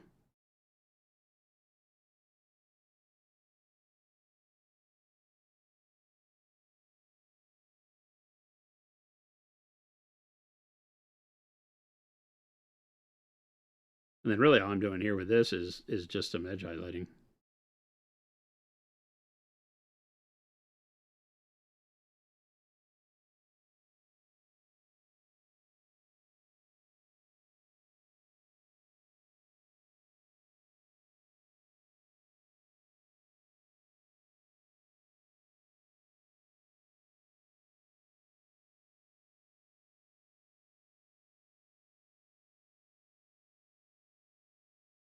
Bilal says, been messing with the one step. Could go on a long-winded review, but good stuff. Well done. It's great, and I'm normally not a fan of speed/contrast paints. Awesome. That is the best review because they're not Me Too products. They are not meant to just be speed paints. Mm-hmm. I don't find much need for that.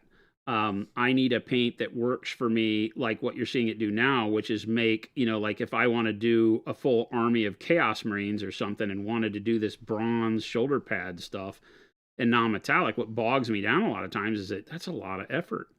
But this just made that like inconsequential. Like this non-metallic happened other than really even with the edge detailing that I'm doing right now, it happened as quick as anything else on the model.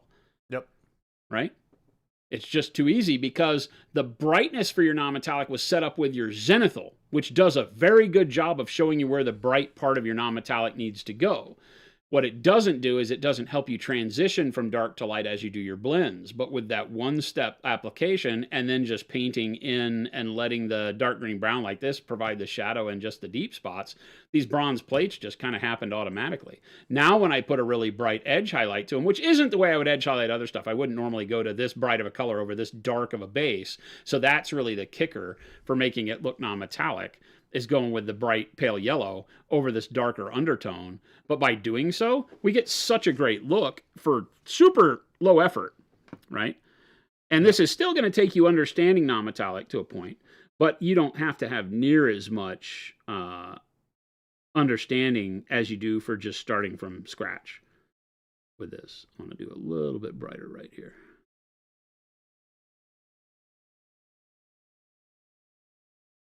Luke Smith asks, what colors have you used for the flesh tone? Looks great. Also, congrats on the one-step launch. Struggling to find anywhere it isn't sold out. Oh, really? Stores and stuff? Yeah. Awesome. What was that workup on the skin you did? This skin was the Shadow Flesh one-step plus Graphite Gray one-step. Just mixed together 50-50 is all it is. And then after that, I took that mix, which I have here. So it was this. This is Graphite Gray and Shadow Flesh. It's been sitting here a while, but that's it. Graphite Gray and Shadow Flash 50-50. And then I took it, and believe it or not, I mixed it with the Bright Green Blue from our Amp Colors line as a highlighter, right? So I just put that in and created a tint of it, which made a really cool grayish flesh, believe it or not. The Bright Green Blue, when mixed with this, because it offsets and doesn't take the warmth and the red any further, it refrains from turning it pinkish or peach like our other flesh tones, and gave it this really cool grayish flesh tone highlight that worked really, really well. And that's it. That's all that was done. Oh, and then some magenta wash. I thinned down magenta wash and painted it very specifically into the little, whatever those are, rune carvings on his flesh. Yeah. And then in between like the toes, and you'll see it on the elbows. And we did a stint here where I put it like around where the plates are embedded and all of that. Thinning down a wash and painting very specifically with it will give you an instant blend for things like flesh, where you can see how none of this, pop in real close. That is real close. Oh, this is real close. So you can see how none of it looks like lines of paint. It all literally blends because that's what a wash does.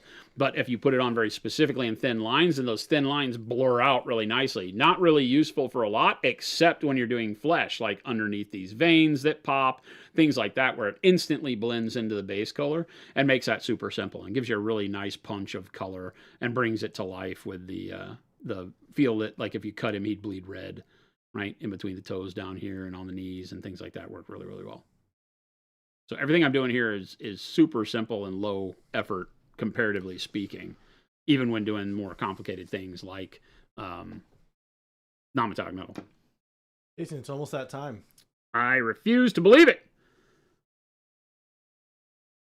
I know that doesn't change anything, but I like to say it. We don't believe. I like to fight. Fight the man. We don't believe in fairies.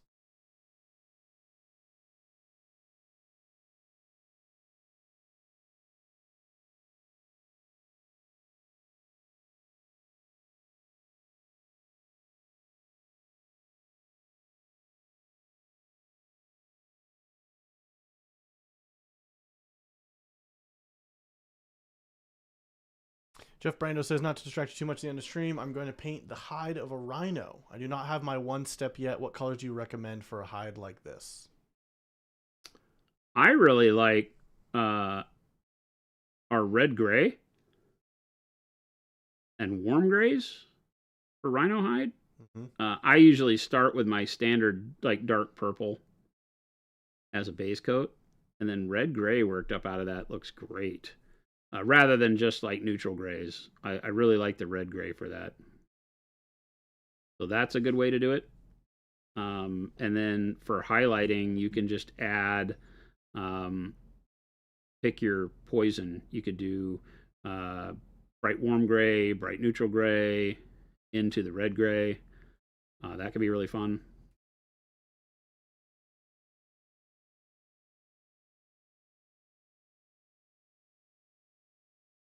Just a little bit of shine. That's all in the hunched over, his torso is covering that, so we don't want to put too much shine on the plates that are down there. But it's a good spot to bring out some detail, just so we know that's still the gold or bronze or whatever we want to call this.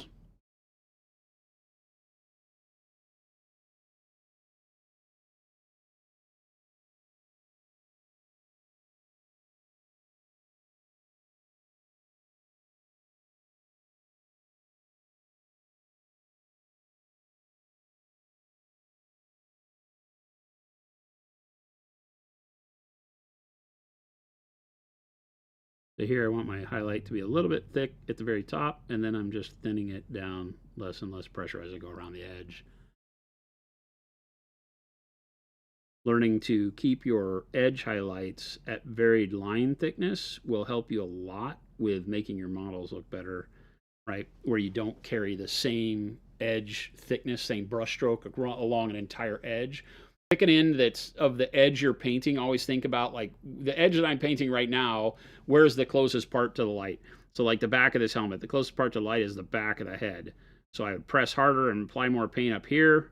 And then as I come around the turn, it has a couple cracks in it, but as I come around the turn, less pressure as I go down until eventually it just fades into the darkness. So now I have the shine built in to where I can come in and I can say, yeah, the shine part would be right up here. So build up more paint there and then let it drift off into the base color the further it goes around the curve, right? And then treat every line you do, like again, right here, and then it comes around here, and then I probably don't want a whole lot of brightness elsewhere. And so you get a blended line out of that, same way I did on the top of this plate, just by thicker line going to thin. And that takes care of most of what you need to do with regards to your edge highlight in one color. You could do the same thing by just doing two colors, but ain't nobody got time for that when you're painting with speed in mind, right? And then again, just a very thin line in this with maybe a punch of light where that big crack is, because that might pick up a little bit more.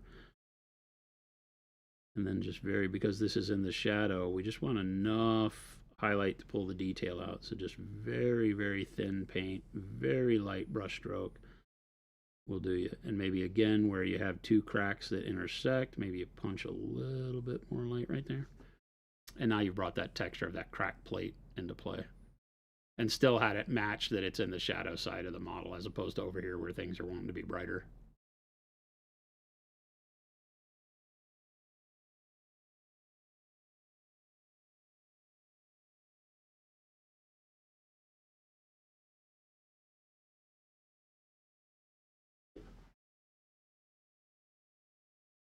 Looking pretty good. Yeah. Not going to complain about that. This area down here was just too easy. Yeah. Before we tune out, I'm going to do one last thing to that. Because we need to get these little doohickeys.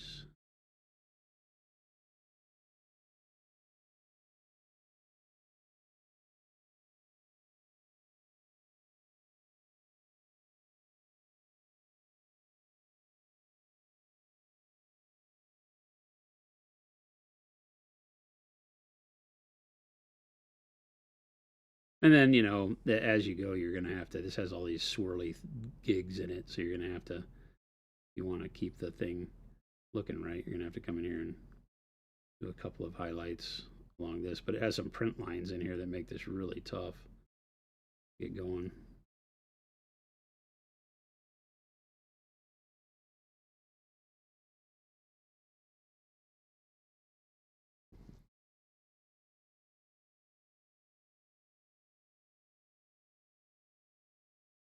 Yeah, but super impressed with how easy that made the non-metallic on this guy. I mean, you knocked this dude out in 2 streams. Yeah. 4 hours. Yeah, not too shabby. That looks pretty rad. For being this far along. Base him up. Done. Yep. And the thing is what people tend to forget is when we're streaming and we're talking, you can get probably double the efficiency out of what I'm doing, especially when painting a squad. Right. So if you're painting multiple models to kind of look similar, then you can get a lot more done than I do here on stream, obviously. But even for the time we took on stream to get him to this level, it shows the power of One Step being able to... Again, I want everybody to really focus on the fact that when I set the model down, all I've done that's complicated on this is the edge highlighting. Nothing else has been anything other than dry brush and One Step. Yeah. And then the wash, right? The wash may be the most technical thing I did because I had to thin the wash out and paint it in between the muscles and things like that. But, very low effort and very easy to do without a lot of complicated knowledge because you just go in and paint like underneath the veins with a thinned out wash and it doesn't work for you.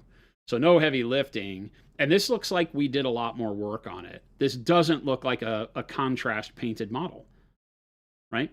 So that's what One Step was built for. One Step was built to give you a finished look that looks more painted without having to do all the fancy glazes and everything else after you use One Step. Simply come in and highlight it, put washes where you need extra color bits. I mean, we did all the non-metallic gold with One Step and a dry brush and then an edge highlight. And look at that. That's fantastic. If you want that kind of, Greco-Roman ancient bronze, we just nailed it. Like this is the easiest we've ever made that happen. And it just is super simple. So I hope this gives you the confidence to go out and try some of this and get some models turned from gray into something awesome. I'm stoked. Heck yeah. So thank you, everybody. Now, the real question is, Jason... Yeah, right. I mean, it looks like it's more paint than we put into it. And that's why we called the paint One Step, because in One Step, you get a lot more value for the effort put forward, because it does a lot of what we have to do. Like when I say my Just Do This video that shows how to layer your paints up, this kind of does so much of that. It does like 2 steps in one at minimum, if not more, depending on if you use a colored zenithal as opposed to just black and white, like we did with purple and taupe. That does a lot more work for you because now I don't have to glaze color into the shadows to get them the way I want. They're already dark purple blended with the color. So there's just some shortcuts that you can take that make this turn out a really powerful model for low effort. I would be proud to put a model like this, even if we didn't do much else to him other than put some basing material on it. I would be proud to put an army of these guys out on the table, something painted to this standard. That looks great. Heck yeah. Now we paint the base green. No. Good though. Complete wrong Good, answer. Though. Complete wrong answer. What if he was on grass though? Then it would be green. Well, we could put grass down and paint the grass green. That's great. Which could be really cool for these guys because you can imagine a lot of blood in the grass and matted grass and body parts would be fun. But no. We don't paint your base rims green. Just don't do it. I don't care about your nostalgia. Don't do it. Was chat good enough to see? Oh, the next 12 colors. Look at Gabe. I'm here for you, chat. I'm here for you. All right, so I can even show you models I have them on. Paint on me. Some of these, the viscosity is not there yet. So like the green has a staining that I don't like. That's because it's too thick. But color-wise, these are the colors you're going to get. This is red. Like, we put out crimson, but we have a amazing red coming out that is fantastic. That looks great. This is more of a goblin-y green. It's a bright yellow green, or I don't know. It doesn't really match bright yellow green, but we'll come out with a name for it. But it's the kind of like the warm yellow and the dark green mix, but it's pre-done and fewer pigments and all that. So great color. So those are 2 of them. Dark purple, because why wouldn't you have dark purple? We have dark purple coming. I think the big one that people are ready for, well, a couple of the big ones, pure black. So this is not a blue black. This is just a regular neutral black. Yeah. Right. White. It's really like bright, cool gray. The front of this, I've dry brushed titanium white over to show you what, I think we did this on stream, right? And dry brush the titanium white over it to give you the idea of what you could do for like stormtroopers and things like that. Dude. Right? And then this is just it by itself. But it's fantastic. That's great. Fantastic. So call it bright cool gray is probably what I'm going to call it. And it will be a great foundation for white. You can do a much heavier dry brush of white than this if you wanted to, but I really think that looks great. Yeah, that'll be awesome. Yeah, that's the basis for our dirty white. These two don't have names yet, but it's two grimy yellows. One that is more greenish brown yellow and one that is a more orangey yellow. Again, viscosities are thick, so you can see the pigment bunching up, but they'll act like normal one-step when they come out. This is just for the color reference. Those are great. Yeah, so those are really great. And to give you an idea of how those stand against just the yellow, you know, here's the model that we painted in the tutorials.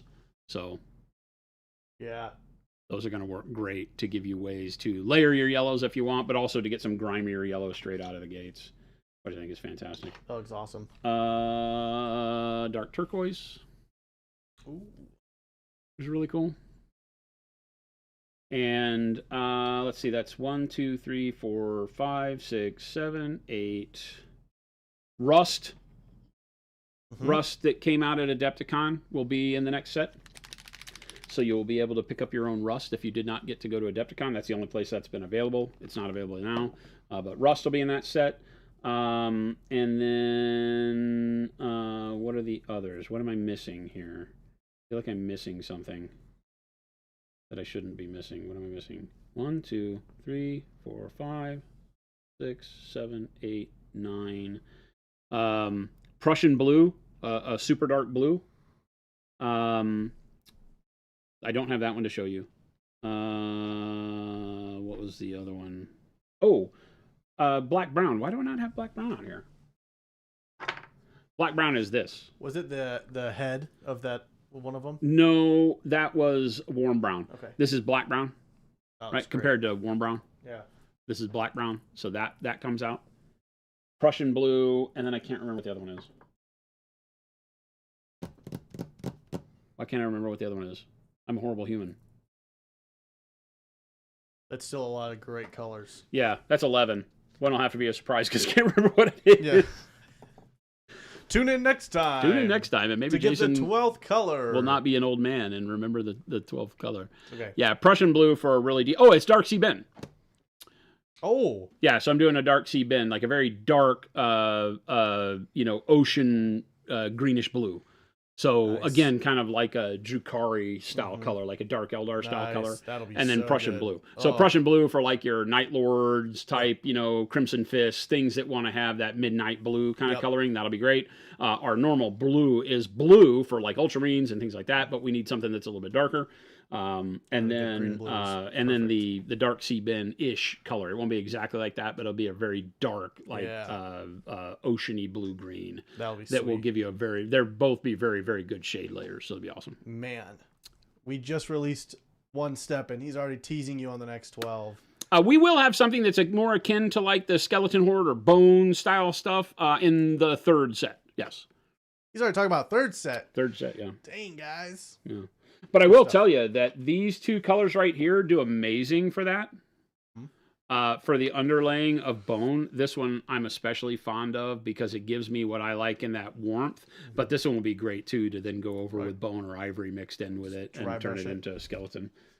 But we will have one that's more just a base kind of beige tan style color. Yeah, and don't forget the special sauce can be mixed in any of our existing Pro-Acryl colors to yeah, I mean, remember, this is out right now, and this turns all of your Pro-Acryl colors into one-step paints. Yep. And it's no joke. It really does it. It's not saying it does it and not doing it, like we won't name who, but it really works.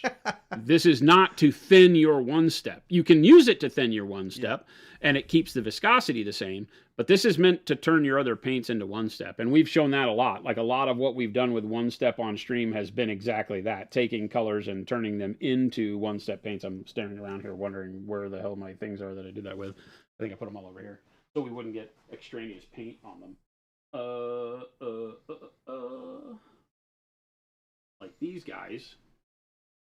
right? Where all of this is done with jade, right? And the special sauce, Gazunite. So jade and special sauce did all of the cloth on these guys. So it does what it says on the tin. It turns our normal colors into exactly what you would expect from the One Step line. So if there's a color you want to act like One Step, buy some special sauce. Mm-hmm. It literally is the hero of the release, in my opinion. Yep. It is a paint that, or a medium that once you've used it, it will become just a go-to in your arsenal, because I've been using it to airbrush with all my colors. It is a fantastic airbrush additive. It obviously turns everything into One Step. And then just for, standard thinning, it's great. Heck yeah. Yeah.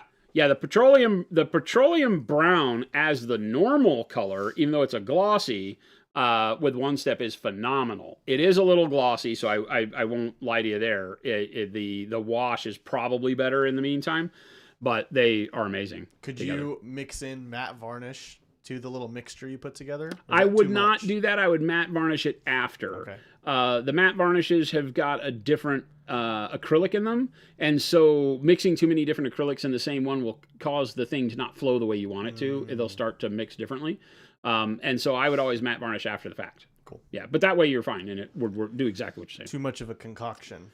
Yeah, you don't want to mix mediums generally. Mediums are built to do specific things. So you wouldn't put noosh with special. Can you? You can put noosh with special sauce and see what you get, but I don't build it for that. Right. When you use a medium, it's like one medium plus color equals solution. So special sauce does one thing, glaze and wash does another thing, noosh does another thing, varnish does another thing. I typically don't say to mix all those together, because then you're like, I don't know what it's going to do, because I've added an extender with a flow improver with a, it just gets silly. So, and not all those things work well together. So there you go. Yeah, it makes airbrush filtering phenomenal. Sasquatch. Yeah, that's what everybody's been saying. And that was a happy accident in the formulation. It was not something we set out to do. We knew the paints themselves would airbrush great, but we had no idea that the special sauce would be such a great airbrush additive. So, do the transparent colors work better with the special sauce than regular opaque colors? No. All work the same? Yeah, they all work the same. You might have to use more of the special sauce. It's about 2 or 3 to 1 special sauce to paint for normal colors. I say normal colors. For most of your colors, if you find a color like white or coal black that are more opaque straight out of the bottle, you might have to find yourself adding more to get the effect you want. I don't know that titanium white is really great with special sauce for doing plasma coils and glow effects, because it lets it seep into the crevices like you want. But you're not going to find yourself using super bright colors like white very often. But on all of the very opaque colors, it's going to need a little bit more special sauce to overcome the opacity of the paint. But that's just how you would go with any dilution. You would need to add a little bit more for that. Wise Wolf, Christopher was playing around with metallic medium and the special sauce on the stream a couple days ago. That one did turn out pretty okay. Metallic medium is a paint. We call it metallic medium because it doesn't have a color or a real good function on its own. It is an uncolored metal medium. Almost platinum. So it's meant to add color to, but it is technically think of it more like a colorless paint. You can do the metallic medium with One Step and a color. It will alter the formulation a little bit, but that's one of them that you can play with. That's why we don't do the metallic medium in big 120 mil bottles. It's not meant as a true additive paint. It's really just a colorless paint. It's meant to put color into to make any metallic that you want. Yeah. So different use of the term there specifically. But yeah, you can use that one. Special sauce with the expert acrylics? 100%. Yeah. I mean, I will be honest with you. The only reason you would do that is because there's a color in the expert acrylics that isn't in the main line that you want to use, like Nicolazzo yellow, sap green, the colors of the Prussian blue right now. So if there are colors in the expert line that we don't have in the normal liquid line, then yes, you need to turn them into a liquid first. So you would add some water to them or some glazed wash medium to them and then put special sauce. Or technically you could just use more special sauce would probably be the right way to do that. A little bit of water and a lot more special sauce to turn them into a liquid. That's the problem with those, is that you're going to have to break them being a paste and turn them into a liquid first. But it will definitely work. Yeah. Cool. All right, everybody. Thank you so much for hanging out with us. love having you here watching some paint dry. Hopefully you learned a lot and got to see some of the new product in line. We got quite a bit of progress done on him. I'm happy with the way he's turning out. Very, very simple, very quick, and no tricks. You've seen it all happen right here live. Remember, if you're new here, if you found us for one of the raids, thanks for hanging out with us. We'd love to see you back. Hit the follow button or the subscribe button, depending on the channel you're watching us on. Remember, we do this Monday through Friday from 2 p.m. to 4 p.m. Monument Standard Time here in Phoenix, Arizona, also called Mountain Standard Time. So we'd love to see you back. So sign up for the alerts and click the Discord link that Gabe put up in chat so you can join our Discord channel where you get all the news and updates and get to hang out with a great community of over 7,000 amazing artists that are very active, lots of talk, lots of chatter, lots of really bad dad jokes. And lots of painting and inspiration, so we'd love to see you over there too. So, yeah, stick around. Gabe is going to find us somebody to raid. Mm-hmm. So show some love in the chat. We wind up and keep the night going with some great hobby, and we will catch you back here tomorrow. Adios, gang. Goodbye. Goodbye.